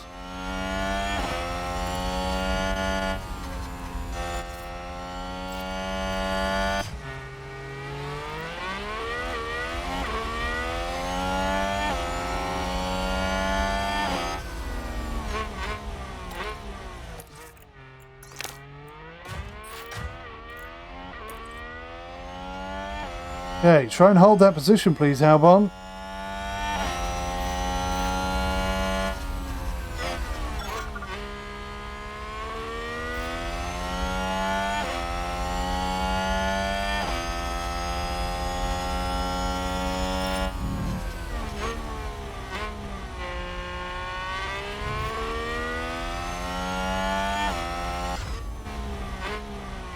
Looks like Aston Martin have just gained a race position.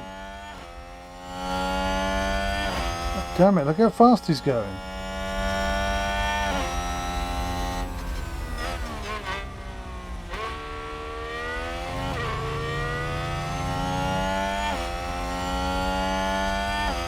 Still, our tyre choice should save our asses. Although, it's not exactly ideal. Right there, look. Sebastian Vettel is not going to give up easily. Not your average run-of-the-mill back racer. I mean, he's a world champion, for goodness sakes. He's not going to give up.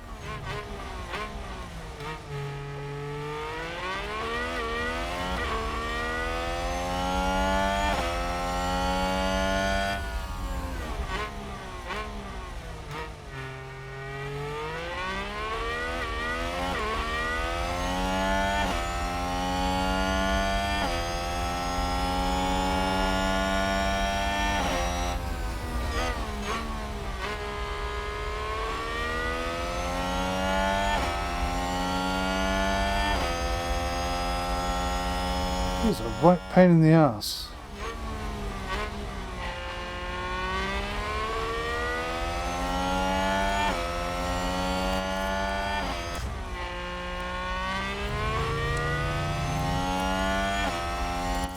This needs to be back on overtake. He's overtake. He's overtake. Yeah.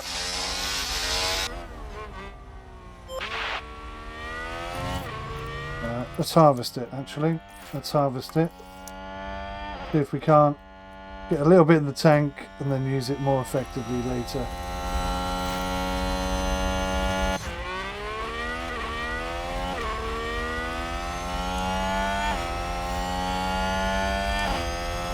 Here he comes.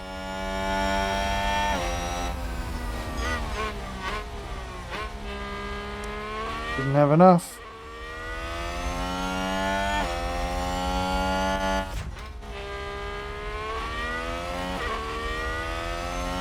Come on, Latifi, get off last place.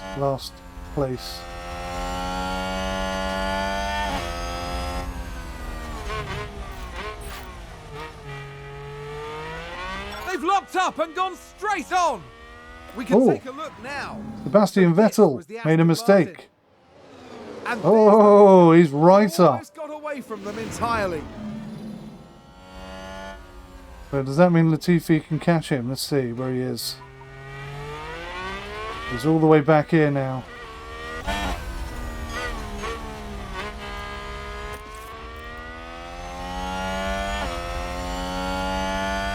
Okay, well, let's stay on attack.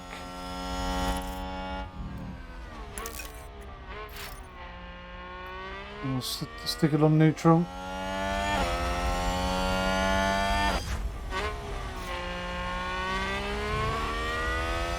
We'll try and get Lattifi to deploy as much as possible. And then we'll put a last push in there before we come in. What lap are we on? 14. Oh, he's going to be changing his lap anytime soon. His tyres, rather. Tyres have actually lasted a lot better than I expected.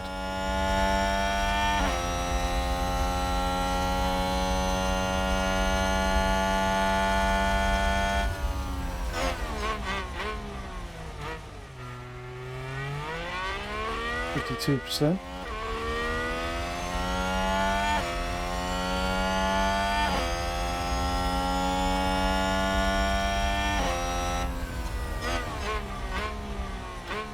%, nice.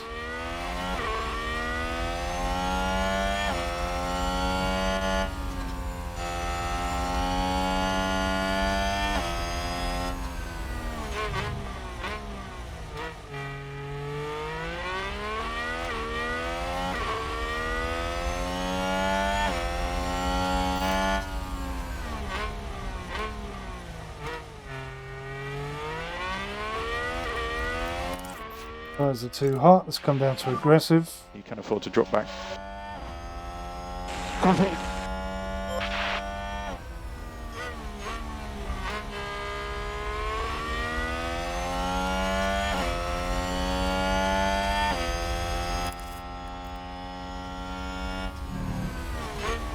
We're so off the pace. Look how slow we are. Make sure you give some energy. Copy.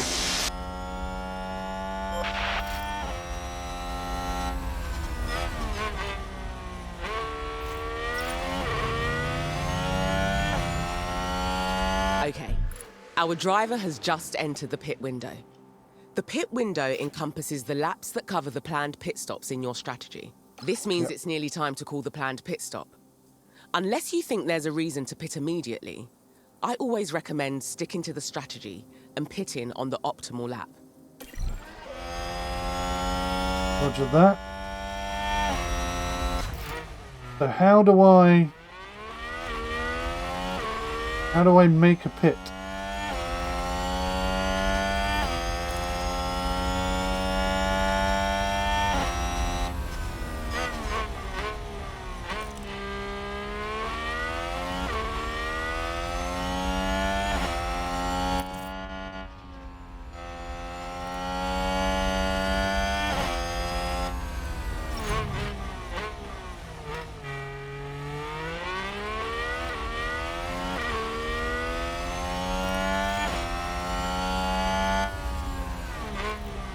Huh.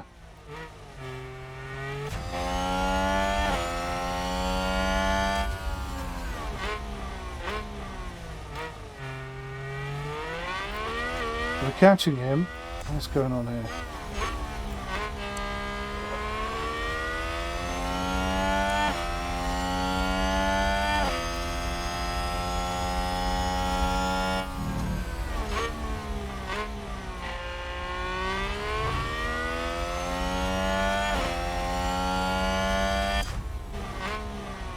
I'm going to keep Lattifi out, and I'm going to get Albon to come in on the desired pit window. Right, let's talk tyres. During dry races, all cars need to use at least 2 different tyre compounds. If a car doesn't comply with this rule, it will be disqualified from the race. Oh, okay. Ultimately, it's your decision on which tyre compounds we go for. Although I'd strongly recommend sticking to the starting strategy when possible.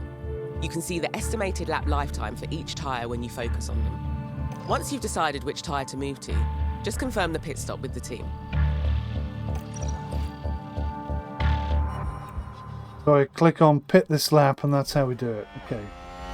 That seems a little bit long-winded. There's a lot of clicking going on there.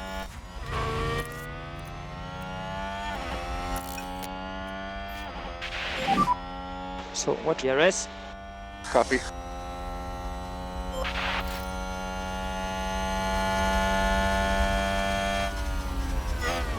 Okay, so I'm thinking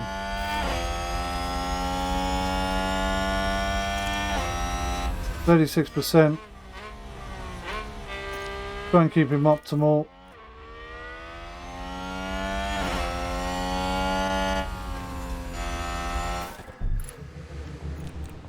So we're going to what mediums?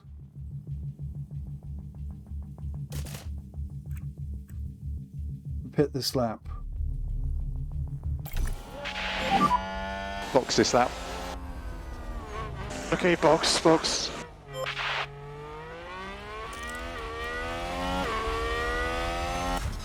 And then Latifi, who's at the back and struggling somewhat.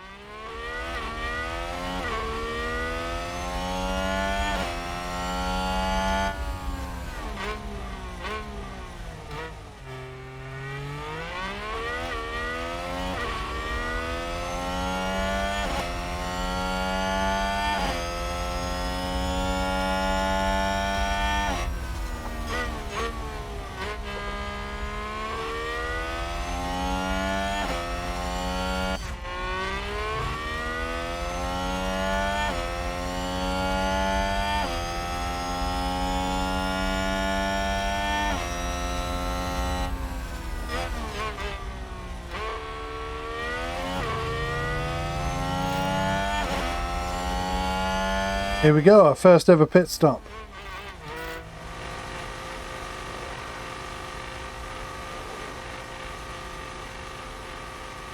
Oh, wow, I love these animations, they're so cool.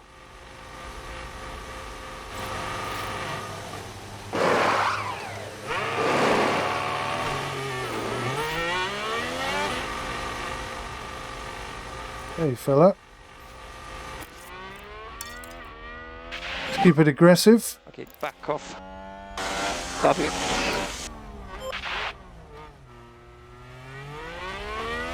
It'll be a long race, this one.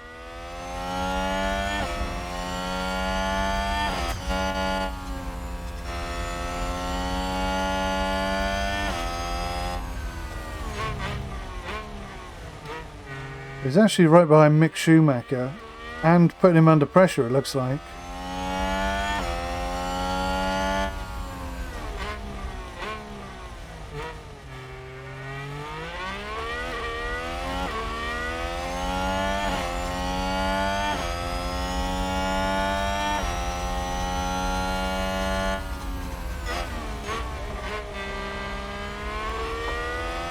I think it's time for you to pit, fella. So we're going to stick you on hards and you're going to run right to the end. And box. Box. Now, will he come in on this lap or will he come in on the next lap?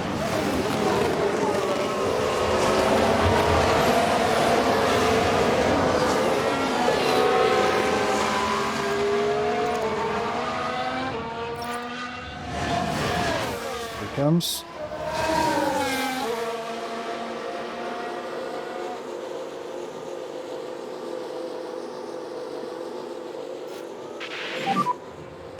Tires aren't really coming down. Yeah, roger.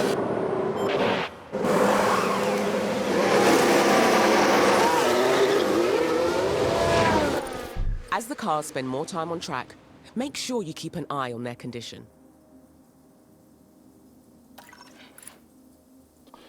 Several car parts such as the tyres and engine have a condition value that wears down while the car is on track. If a car part's condition drops below 0, the car will be forced to retire.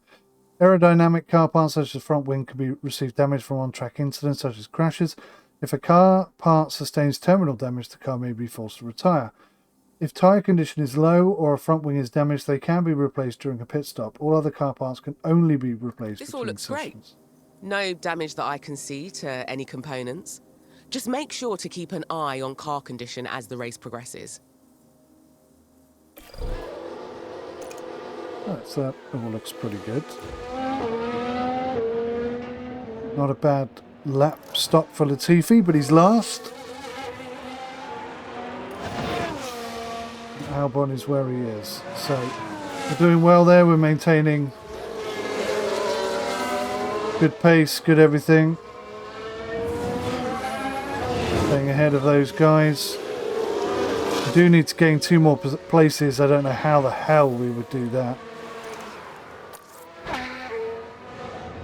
These tyre temperatures are pretty hot.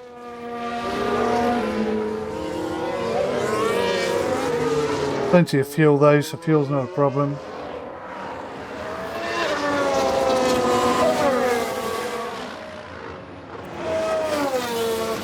We'll keep the RS at neutral. Okay. So I think this is pretty much us right up until Albon's next pit stop. Now Latifi is only going to make that one pit stop, so hopefully he should sneak up the rankings a little bit with that 24-second gain that he's going to have over not hitting a second time. It's tough though. I can see the leaders are starting to catch us up. He's doing a good job.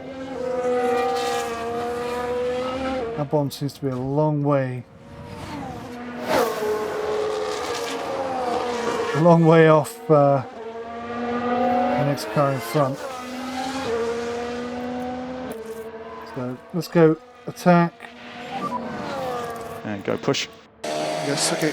and deploy and see if we can't close that gap down a bit. Yeah. Deploy. Yes.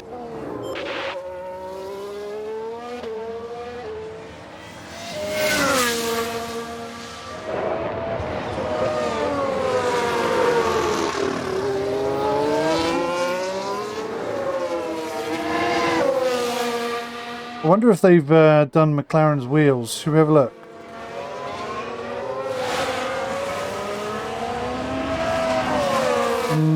They have, sort of. I'm pretty sure that covering is larger than what they're showing there, but that's okay. So the gap is coming down at 0.1 seconds every lap or so. I was getting a little warm, okay. Paying attention to that.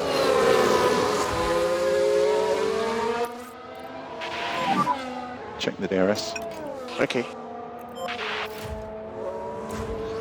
Bring him down to standard pace, just because those tyres have got to last us all the way to the end.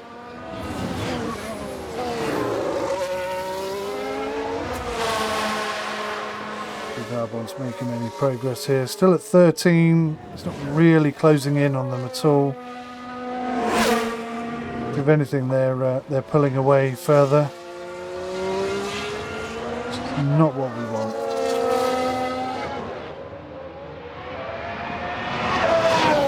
20 of 57. When's our next window in 18 laps?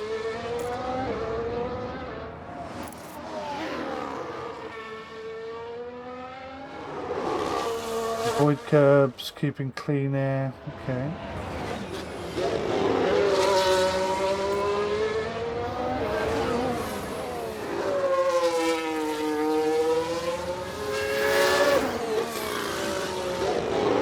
A lot of data being captured. 12.3.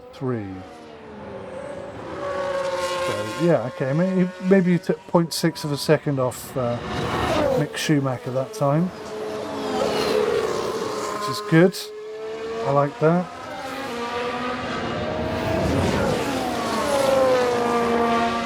Not sure how we're losing fuel again, but whatever.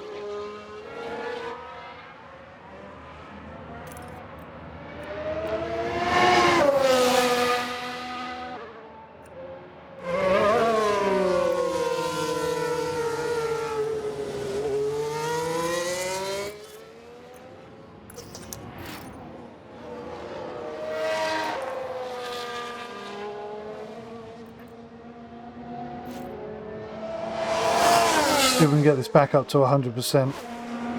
We'll work from there. Back up to 12.7. Ah, the gap is not coming down.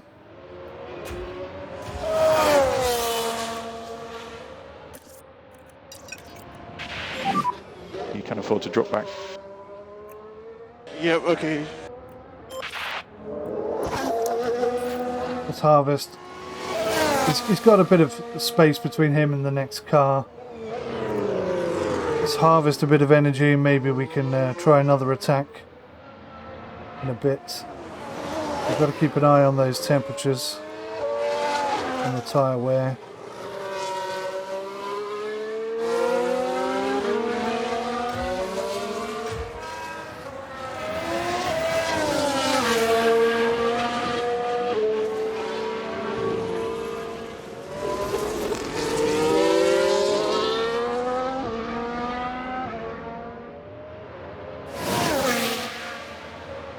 Car's in front of him.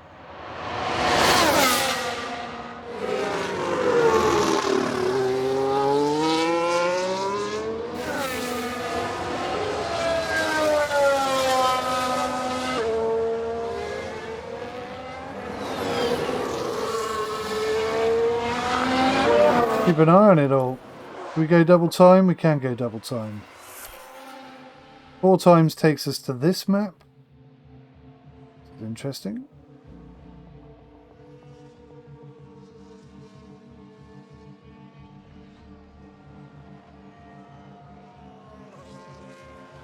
I can see that Vettel is closing in on Albon rather quickly.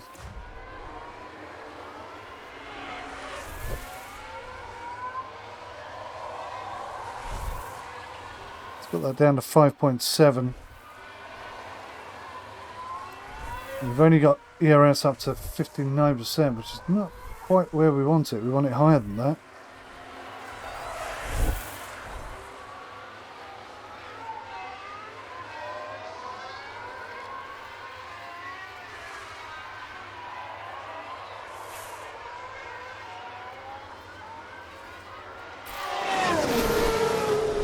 Oh, it's just dropped down to normal time. ERS is fully charged. Right, perfect. Go neutral.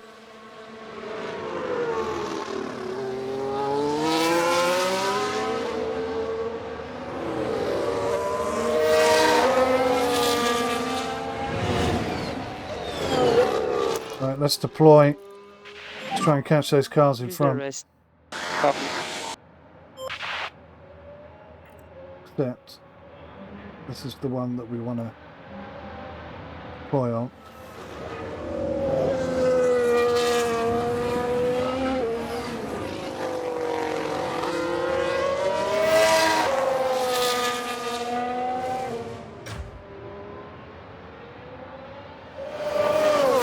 Sebastian Vettel's got it down to 5 seconds. 5 seconds is okay, but anything sort of lower than 4 and I'm going to start to panic.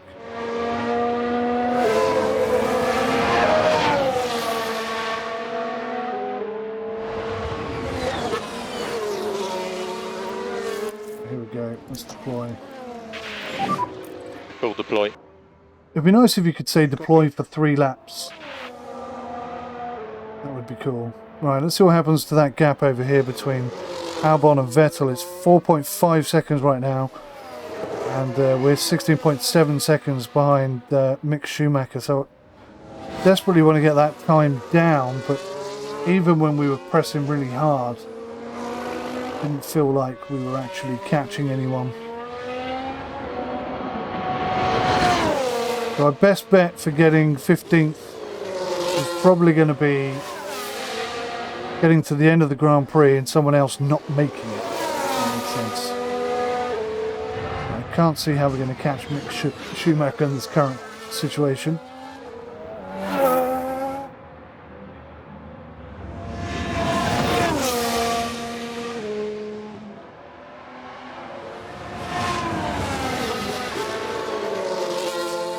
Just have to hope that the new rear wing that I'm developing gives us that extra speed boost that we're desperately lacking. We're so much slower than everyone else. Us and Aston Martin just languishing at the back there. Completely incapable of doing anything. DRS is currently disabled. DRS is currently disabled. Copy.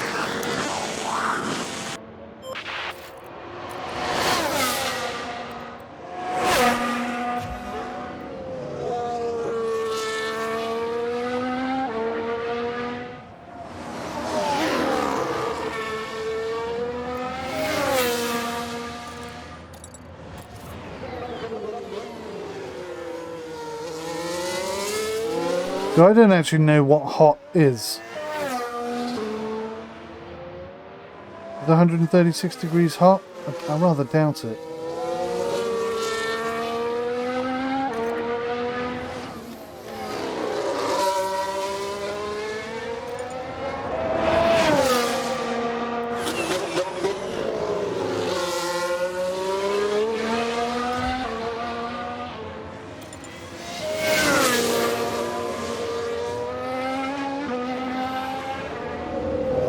So we've increased the gap over Vettel to 6.6, 6.7. That's brilliant. We're going to harvest the battery again. We made that gap. That's really the key. And within 5 seconds here. So when they pit, we should be right up with Albon, maybe even ahead of Albon. We'll see. We'll see how it works out. Nearly halfway.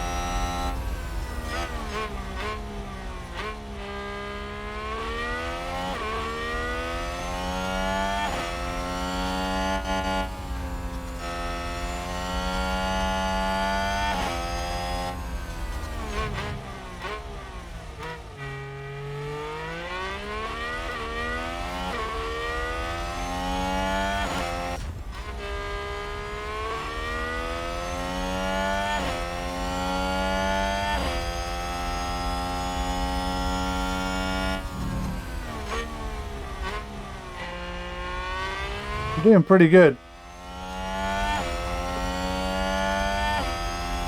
in terms of tyre wear, which is all I'm really thinking about at the moment.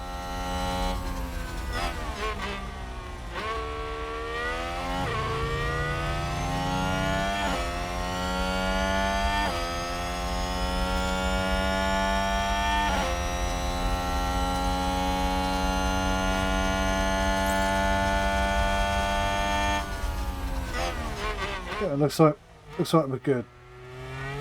We're bang on our targets.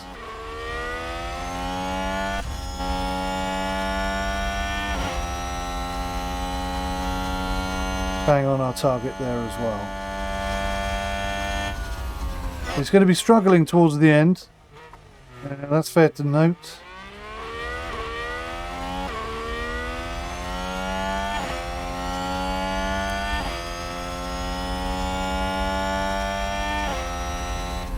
Holding pace. We are getting caught by the front runners. So I expect to be lapped around about lap 35, lap 38, something like that. But that's okay. If anything, we might get a bit of a toe off them. It might be a good time to sort of start hunting down some cars in front and try and make up a bit of time. I'll try and keep an eye on that. Schumacher is so far ahead of Albon, I'm not quite sure what we could do.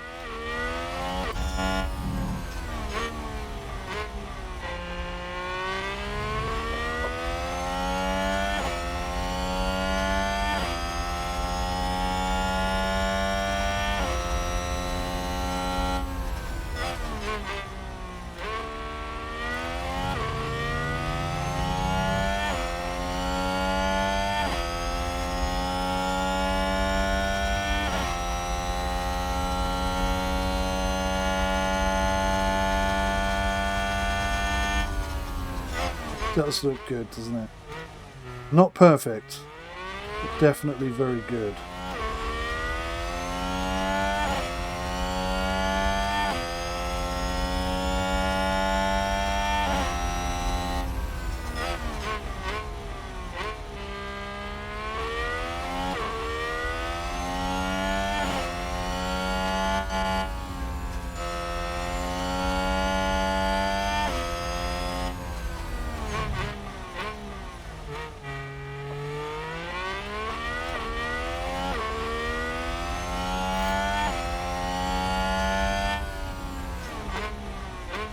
The RS is fully charged. Right, let's keep that neutral. How are we doing? Latifi, what's behind you? Here they come.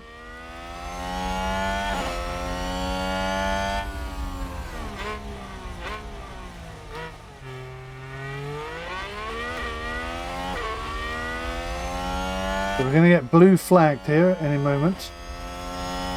So much for lap 35. They caught me very quickly. Might be lap 30 at this rate.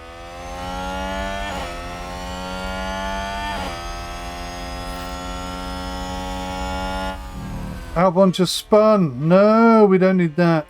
He's not injured. We've lost a place. Ah, that's awful. Let's take a closer look. Now watch this. Here's the moment involving Albon. Oh, that was going quite well. How did you do that? What a disaster! That's the easiest corner on the track, for goodness sake. That was a bitter blow for the team, and it may have really hurt their overall chances. So annoyed.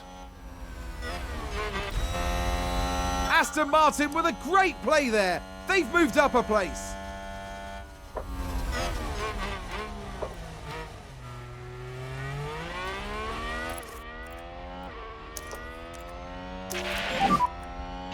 Yeah. Deploy. Yep, copy. Right, you're going to have to catch up some time, Albon. Copy. And, yeah. Let's go aggressive and deploy. Yeah, copy. See if we can't catch up a little bit on these Make guys. sure you give some energy. Copy. I really wanted to do that when I was right behind them, so we could use a bit of their toe. Not going to happen though.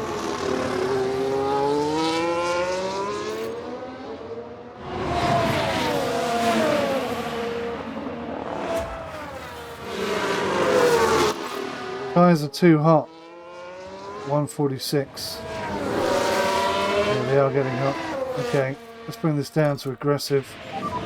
You can afford to drop back. Okay.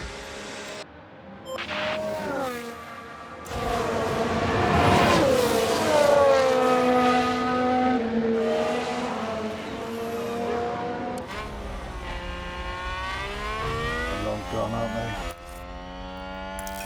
Keep it neutral. Keep it standard.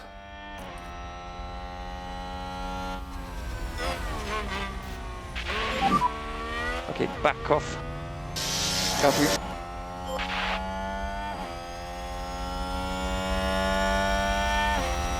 We could just leave him to the end of the race. Let's see if we can do something with Albon.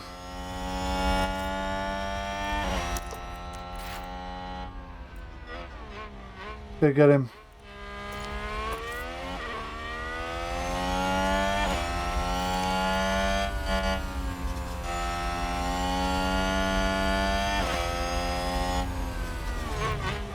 What tyre temperatures have we got over here?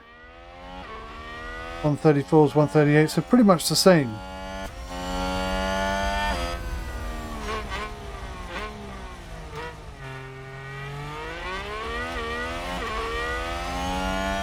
Can't believe we're having to do this again.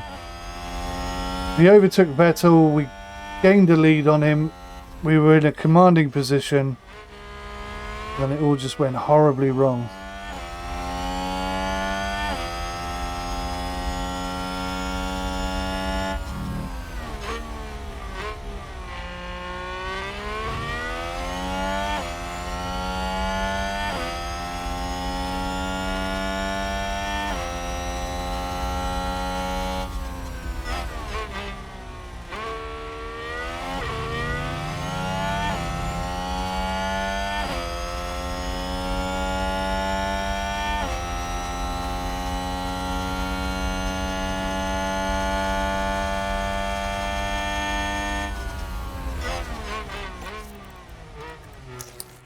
Well, we've caught him.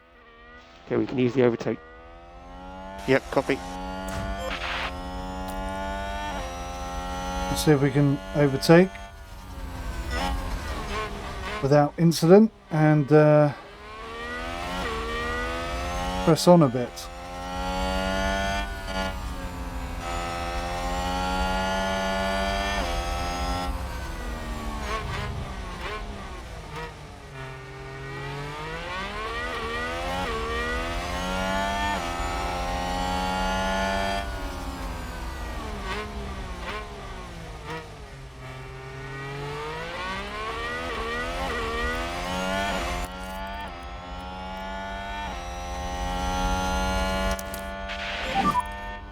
Overtake is available if needed. Copy. I think Albon has just overtaken Vettel. Yes, he has. And a new position, just gained by Williams.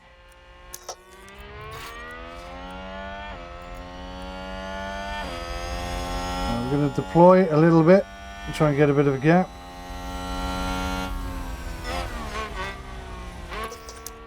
Start to harvest because we haven't got any.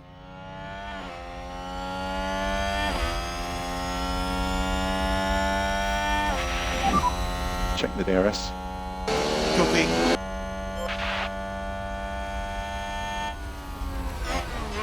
He got close, but he couldn't take us. And that's good. That's what we need.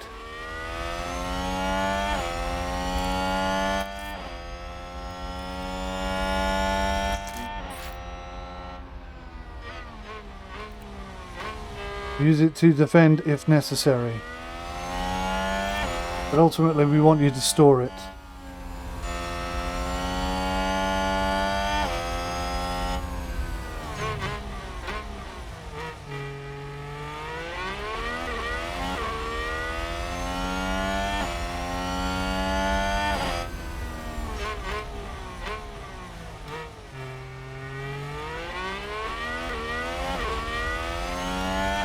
We're over halfway.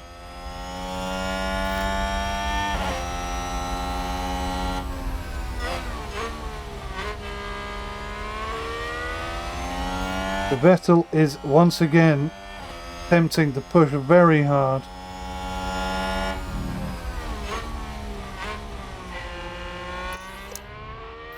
I think he's going to overtake us. I don't think we can stop him.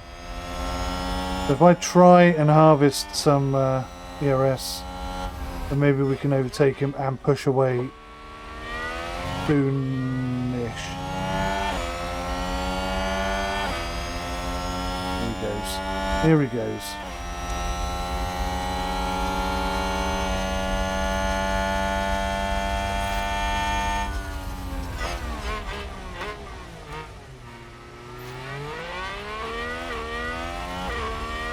Looks like Aston Martin have just gained a race position.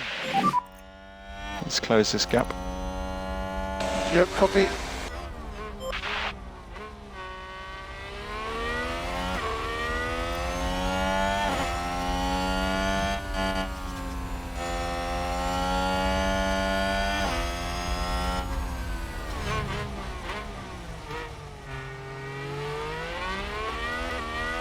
But I would like to be in front of him before we pit. Next pit window is in 5 laps.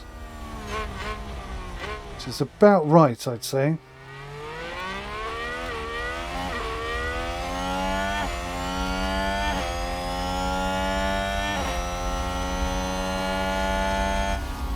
Look at that, we've made an overtake without using ERS. Not quite, almost though.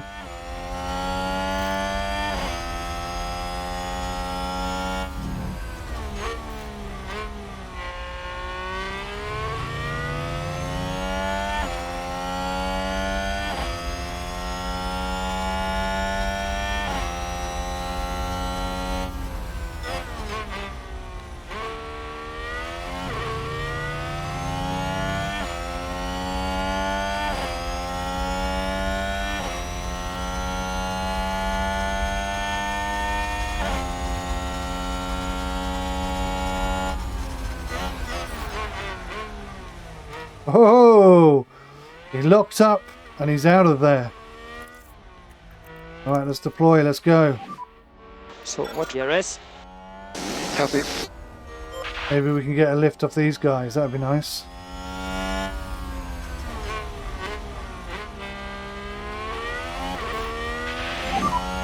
Full deploy. Yes. If we can sort of sit with these guys for a little bit, then that'd be wonderful for us. That'll close down the gap between Mick Schumacher and increase the gap between us and Vettel, which is very much what I want to do.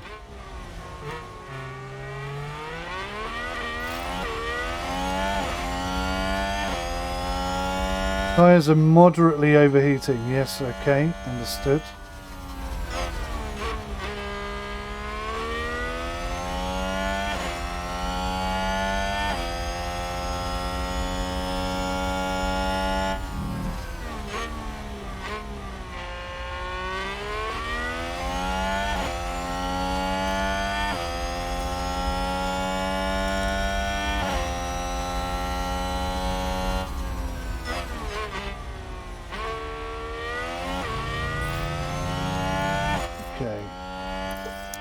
Let's harvest. Go back to aggressive.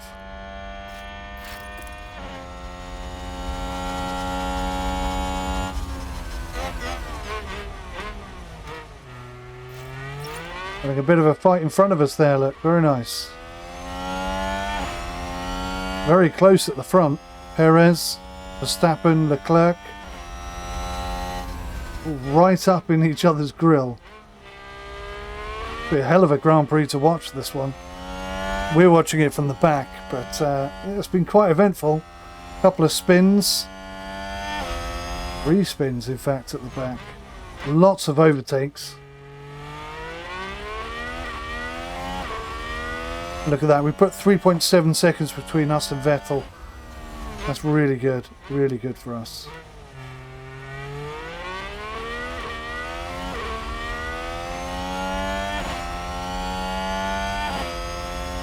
Right, so our strategy will come into play fairly soon if Latifi can make it to the end on the tyres he's on. Should be alright, I think.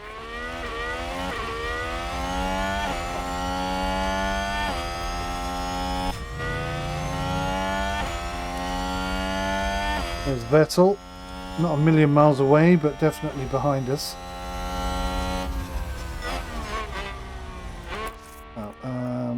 Let's harvest.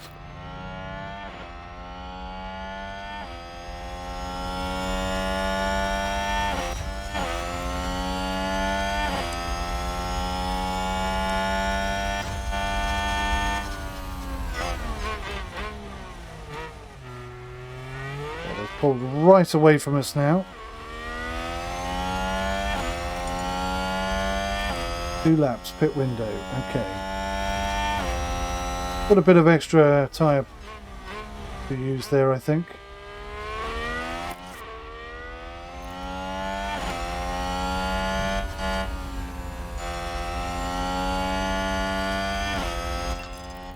And then let's go push. Okay.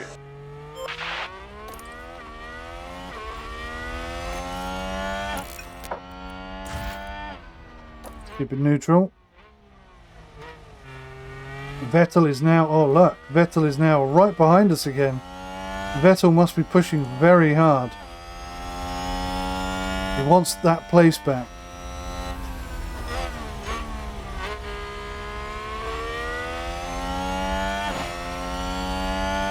I'm not going to let him have it.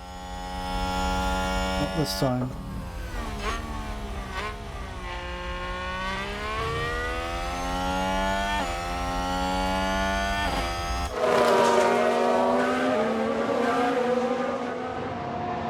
He's a little bit closer than we want him to be.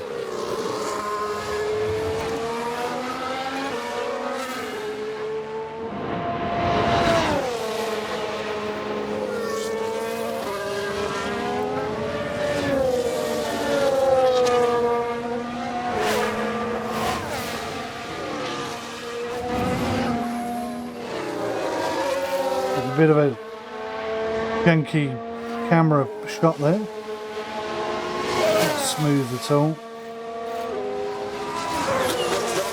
Another car has run wide. Bottas locks up on turn 3. Bottas is all the way up in 7th. He's had a fairly decent race, I guess. He's lost a couple of positions, but pretty good for him, I think. Yeah, just 3.2 seconds now.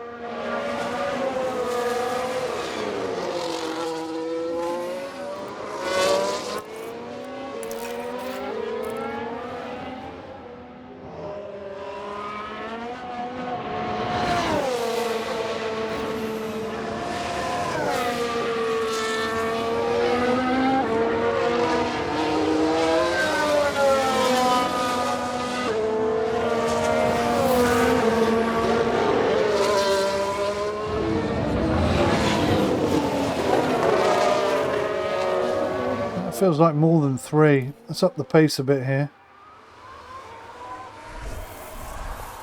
Keep an eye on what's happening. Just entered the pit window. Yep. So, is there any way of saying to him,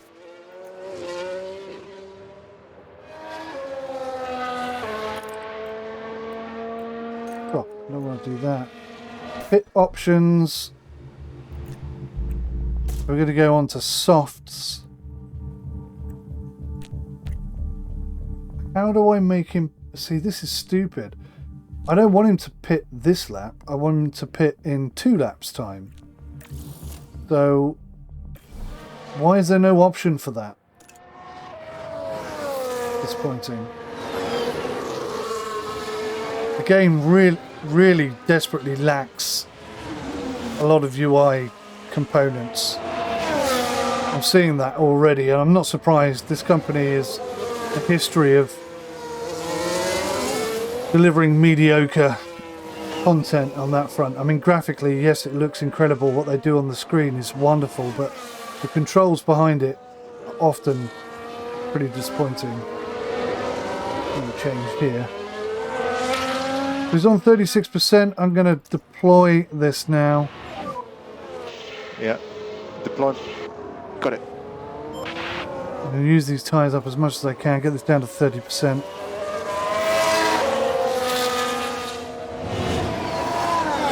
Good. Look at the shake and the rattle on the hands and the helmet.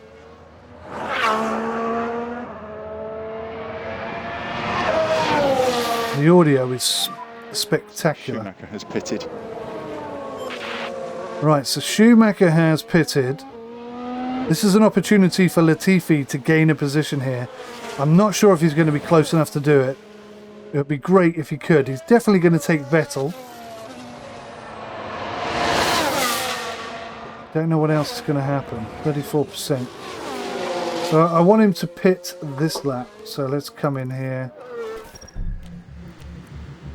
I'm going to put him on fresh tyres and pit this lap. And box this lap.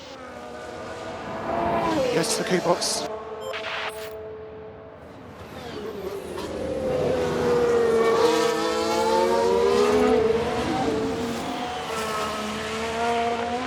Try and increase that gap as much as possible so that when we pit, Vettel can't overtake us in the meantime.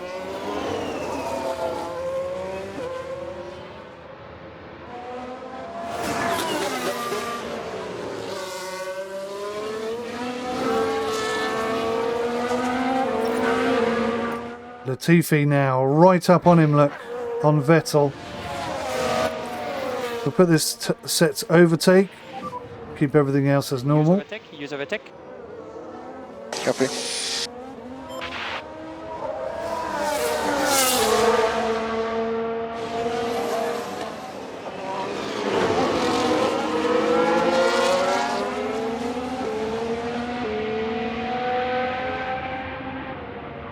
Got him, have we got him? Looking good, looking very good. Oh, he's on the outside though, muscled out.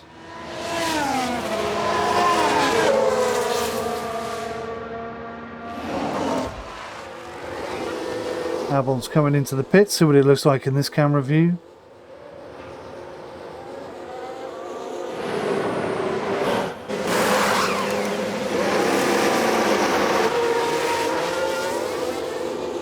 Smart, good pit. 2 of the distances between him and Vettel.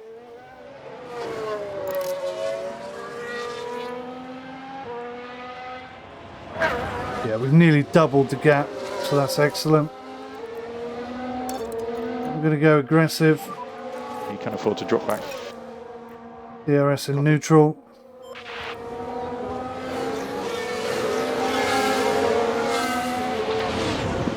DRS, sorry, not DRS.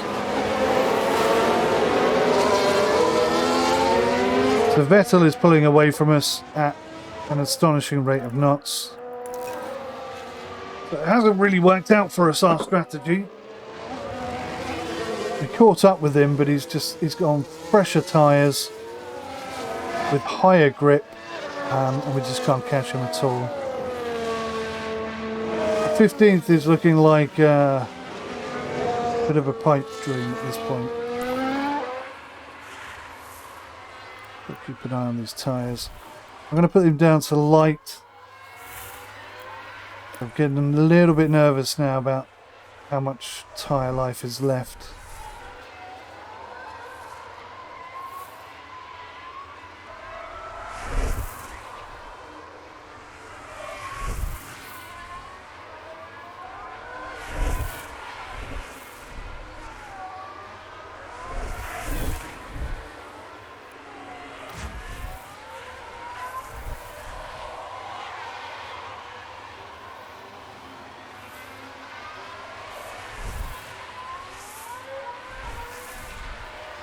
Looks to be a Ferrari in front of Albon. She doesn't need to concern himself with.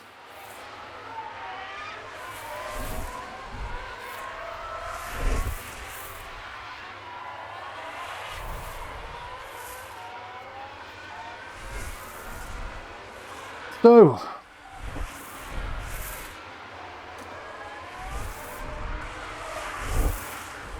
bit of a disappointing first race, I guess. We'll try and harvest as much energy as we can and give it a really hard push at the end. See what happens. I mean, if we're last, we're last. There's no reason to stay last. You might as well push it. If anything bad happens, then we're still last, so it's not a big deal. As long as we don't have any injuries or anything, we should be fine.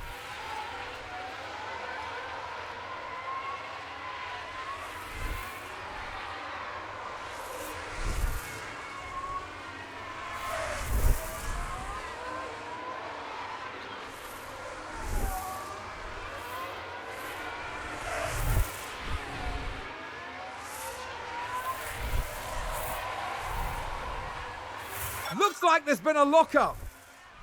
Magnussen lock up. Not going to affect us, but that's okay.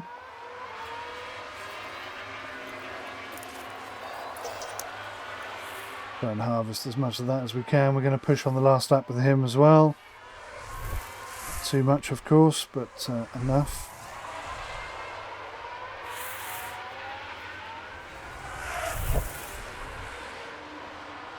I guess what we're going to have to do is just make the cars a lot faster, because we are so unbelievably off the pace right now.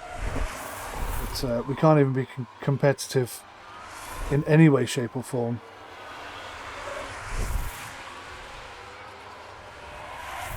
Four seconds, we can make that up. We can make that up.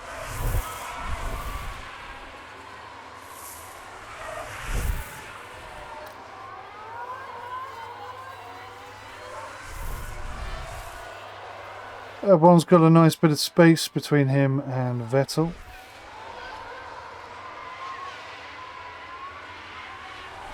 Not as much as I would like, but 17th could be a finishing position for us.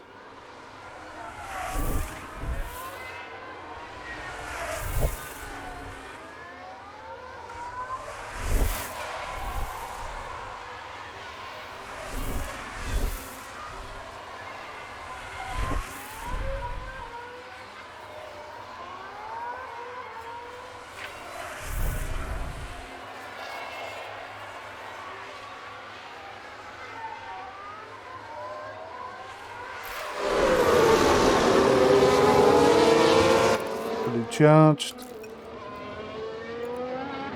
Right, how long we got? Slightly less than 10 laps. Let's deploy and see if we can catch him.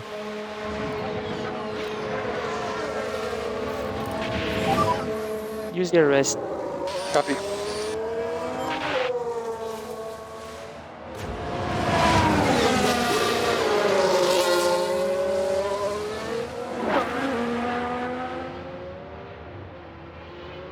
And 3.3.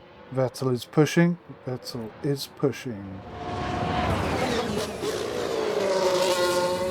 We've got excellent, really, really excellent tyre wear. 10 laps to go. I think we're in a good position.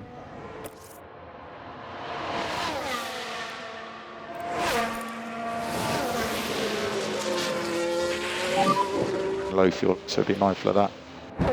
Okay, copy. That's a bit of a concern. I wonder how much ERS helps with the fuel situation. We'll deploy this again now. We'll put it in neutral. We'll see if that helps our fuel usage. Looks like it's coming down already, 0.3. But that's good. Gives us a little bit of headroom.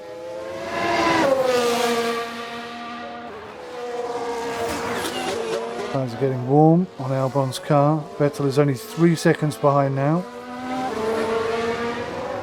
See if he's still gaining on us after this lap. And then we'll have to retaliate. We'll have to push back.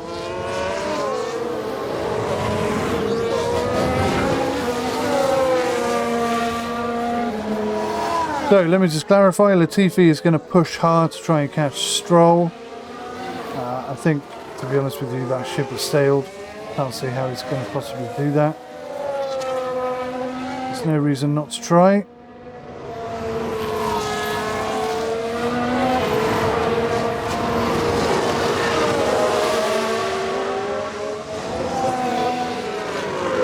You do have to keep an eye on these tyres though. 35% is quite low.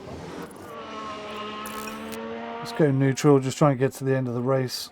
Maybe we'll get lucky and someone will have to retire and then we can nick their spot effectively. We've actually gained a bit of space, 3.2. It's gone up by 0.2 of a second. That's good for us. We're maintaining and increasing the distance without having to push too hard. It's precisely what we're looking for.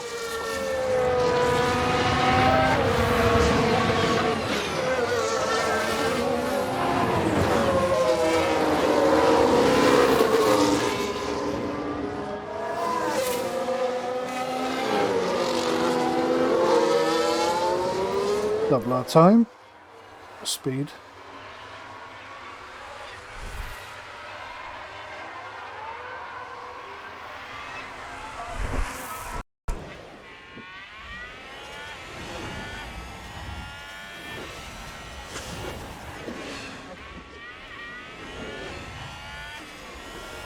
Just chucks it in on that last corner, doesn't he? Vettel's now 4 seconds behind. We're leaving him in the dust. That's lovely.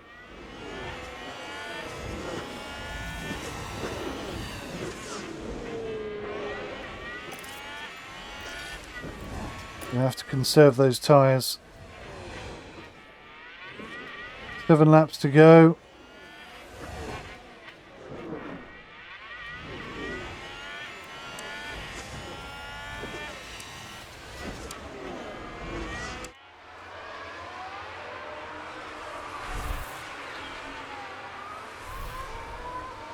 Okay.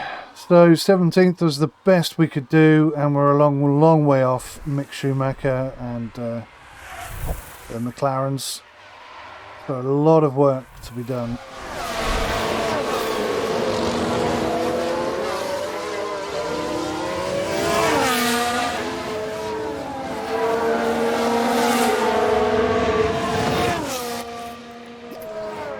Let's conserve a little bit of fuel. Increase, lift and coast. Lift and coast a little bit more.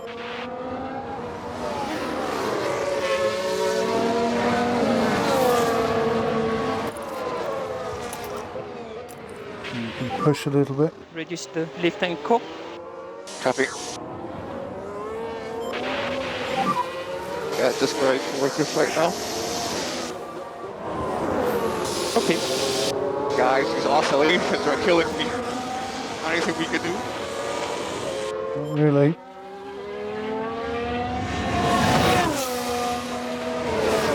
I know your tyre is low. You've only got 6 laps to go, so just ride it out, buddy. Ride it out.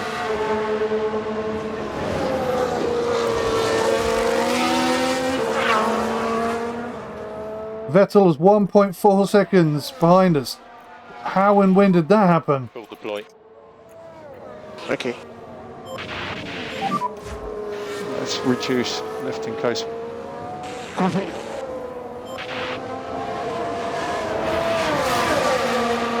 Oh my god, it's gone straight past us. Look.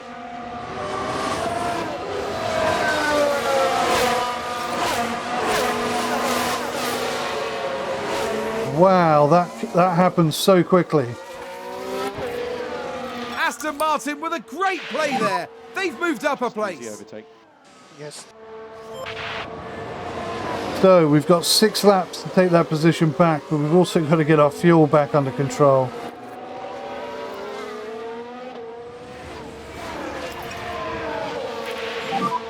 Lift core increase, please. Okay, fuel is under control, that's not a problem.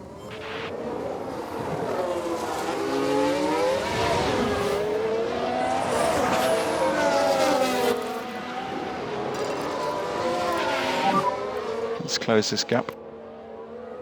Yep, okay. So he's got him, he's got him. He's absolutely got him.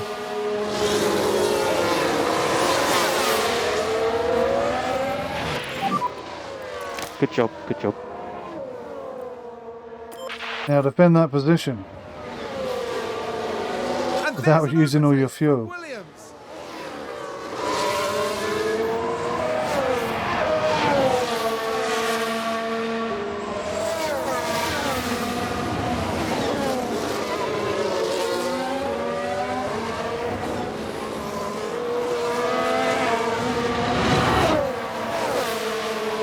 Okay, looking pretty good. Tyre wear is decent. I think we should make it to the end of the race. We have enough fuel. We're just about holding off Vettel. But he is right on us now.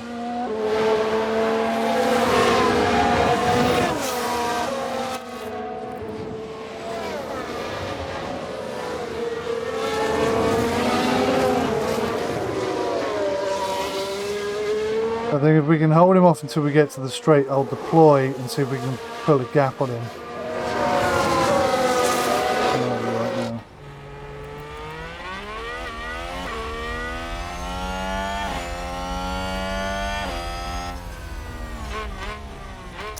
Right, this is a good spot. Deploy and go. Deploy. Copy. Pull away from Vettel right now.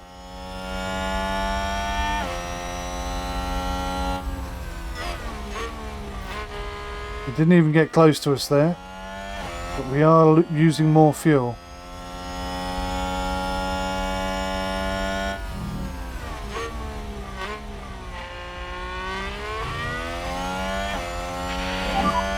Check the DRS. Copy. Oh, good.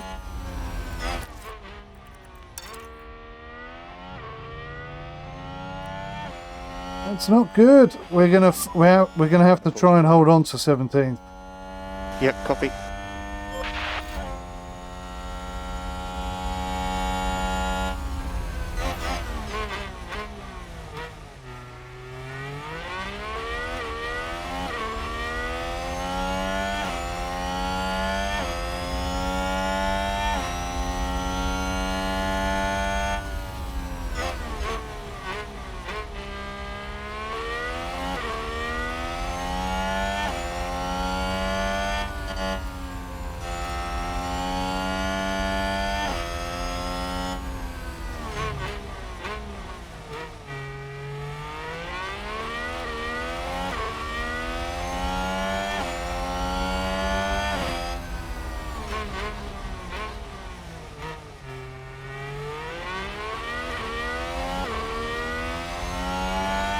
He's got us.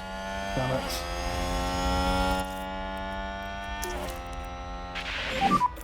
You have the overtake. Yes, okay. 3 laps.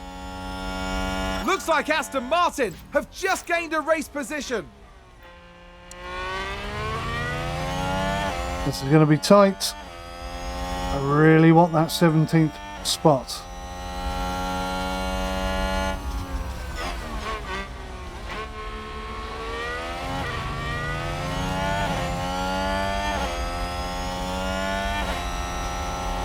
I've just got to get enough of this. So 5 laps to go.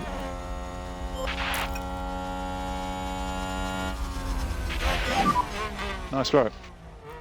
Great overtake. 3 laps left though. I'm not sure we can hold on to it. And a new position just gained by Williams. Fuel situation is a little bit worrying.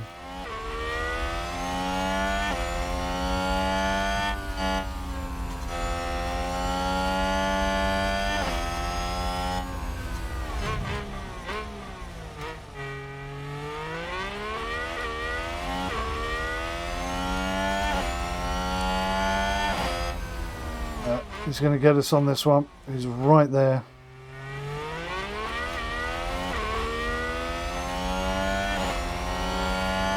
There he goes.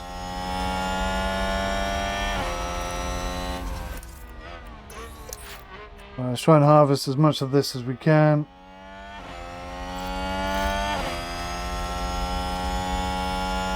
Aston Martin with a great play there. They've moved up a place.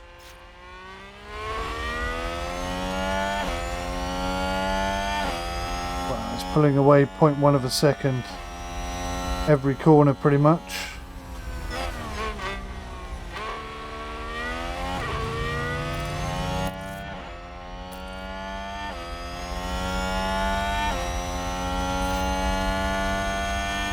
Alright, it's going to be our last lap ditched attempt.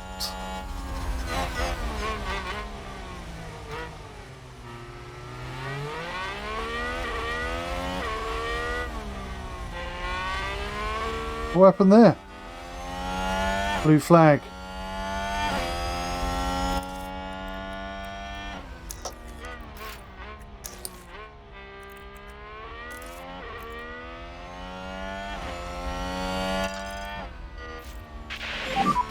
Go push. Yep, copy. Oh, this is our only chance. When he goes to overtake him, that's our chance to catch him.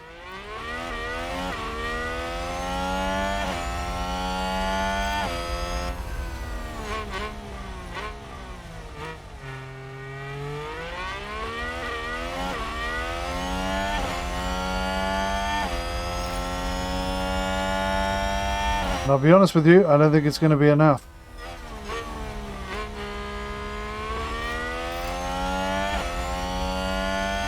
I think there's been a lock-up. Ocon is out. No, maybe not. Where is he? Just a lock-up. Okay, nothing too serious.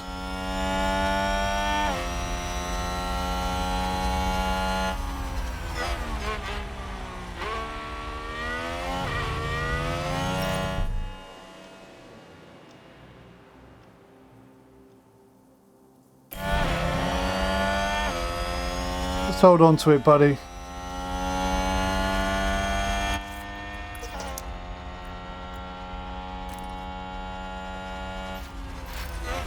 Right, so we're right in position.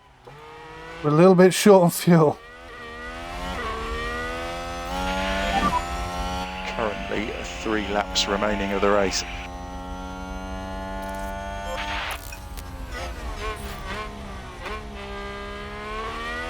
Really, we need something in between neutral and recover. Low fuel, so be mindful of that. Yeah.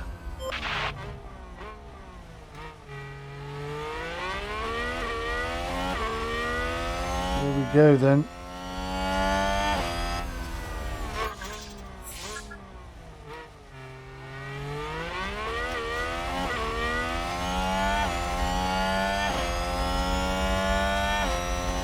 Final lap coming up.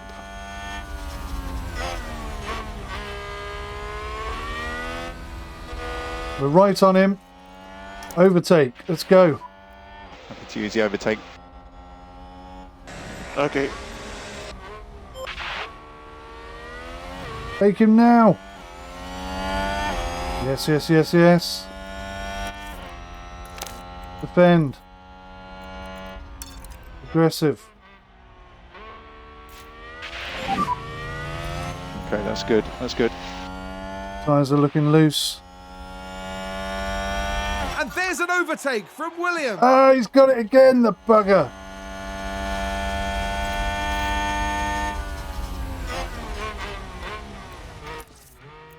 We have to conserve fuel. So we have to go full on attack. Need to reach the car. This is our last chance. Do you want to keep working these tires?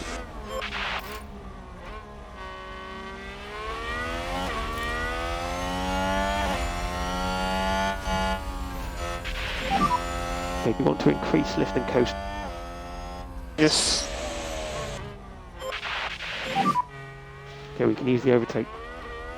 Increase lift and coast, but also overtake Vettel. That's what we're looking for. I don't think he's going to be able to do it. I think we're done for, but very close. Now, why has Ricciardo got a lap finish time? The line first. A win for Perez. Wow, that's not going to make Verstappen very happy.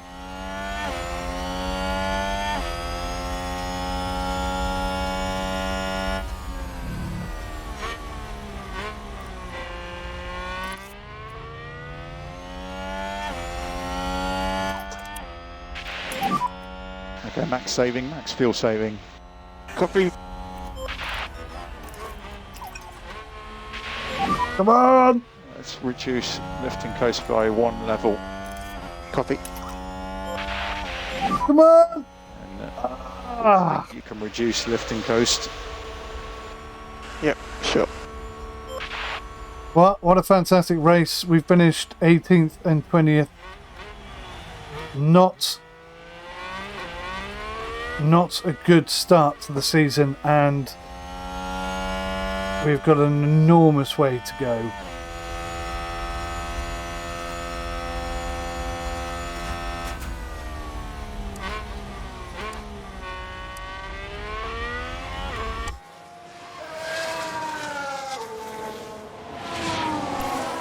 Lance Stroll is still on my butt.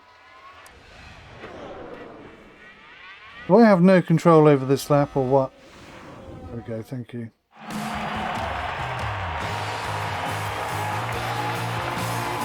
An okay performance for Alex Albon today.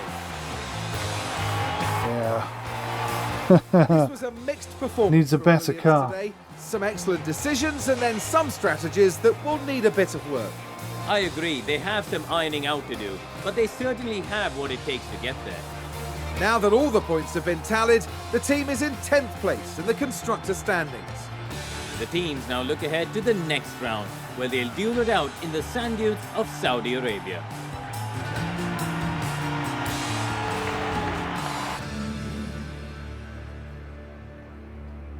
Well, Sergio Perez has started excellently. Well done to him. We don't need to look at anything. We know where we are. Last place. The team's drivers gain experience over each race weekend, depending on their performance. With enough experience, your drivers will be able to improve their skills.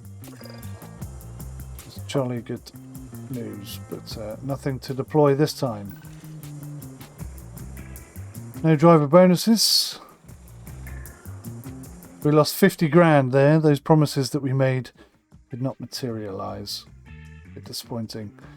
So the sooner we get that... Congratulations on completing the first race weekend of the season. Thank you.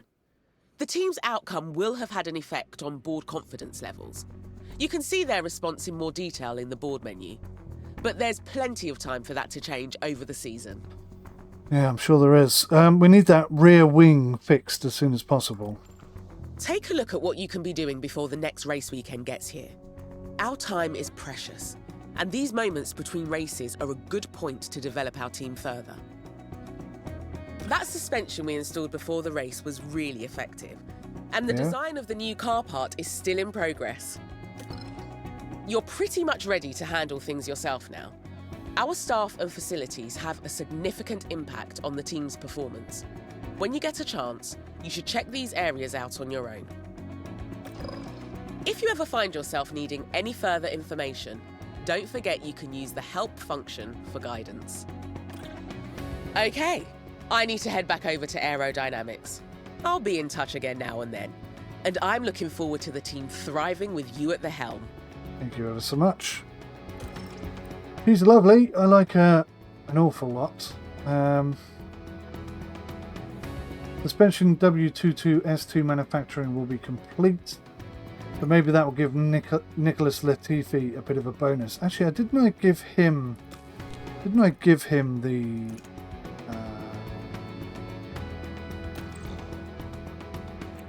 the upgraded suspension? I forget now. No. Okay, so yeah, maybe that will help him pick up the pace a little bit. So we were just outside of qualifying for Q2 this time round. Maybe that should be our focus for the next race. Just trying to get into Q2 and just picking up the pace a little bit. Yeah, it's going to be really tough, but yeah, an interesting game. I think it's got a lot of area for improvement, to be honest with you. But yeah, not bad at all. Not bad for our first crack, considering we knew absolutely nothing about what we were doing. All right, guys, I'm going to wrap up. Thanks for watching. I'll see you in the next one. Take care. Till then, bye for now.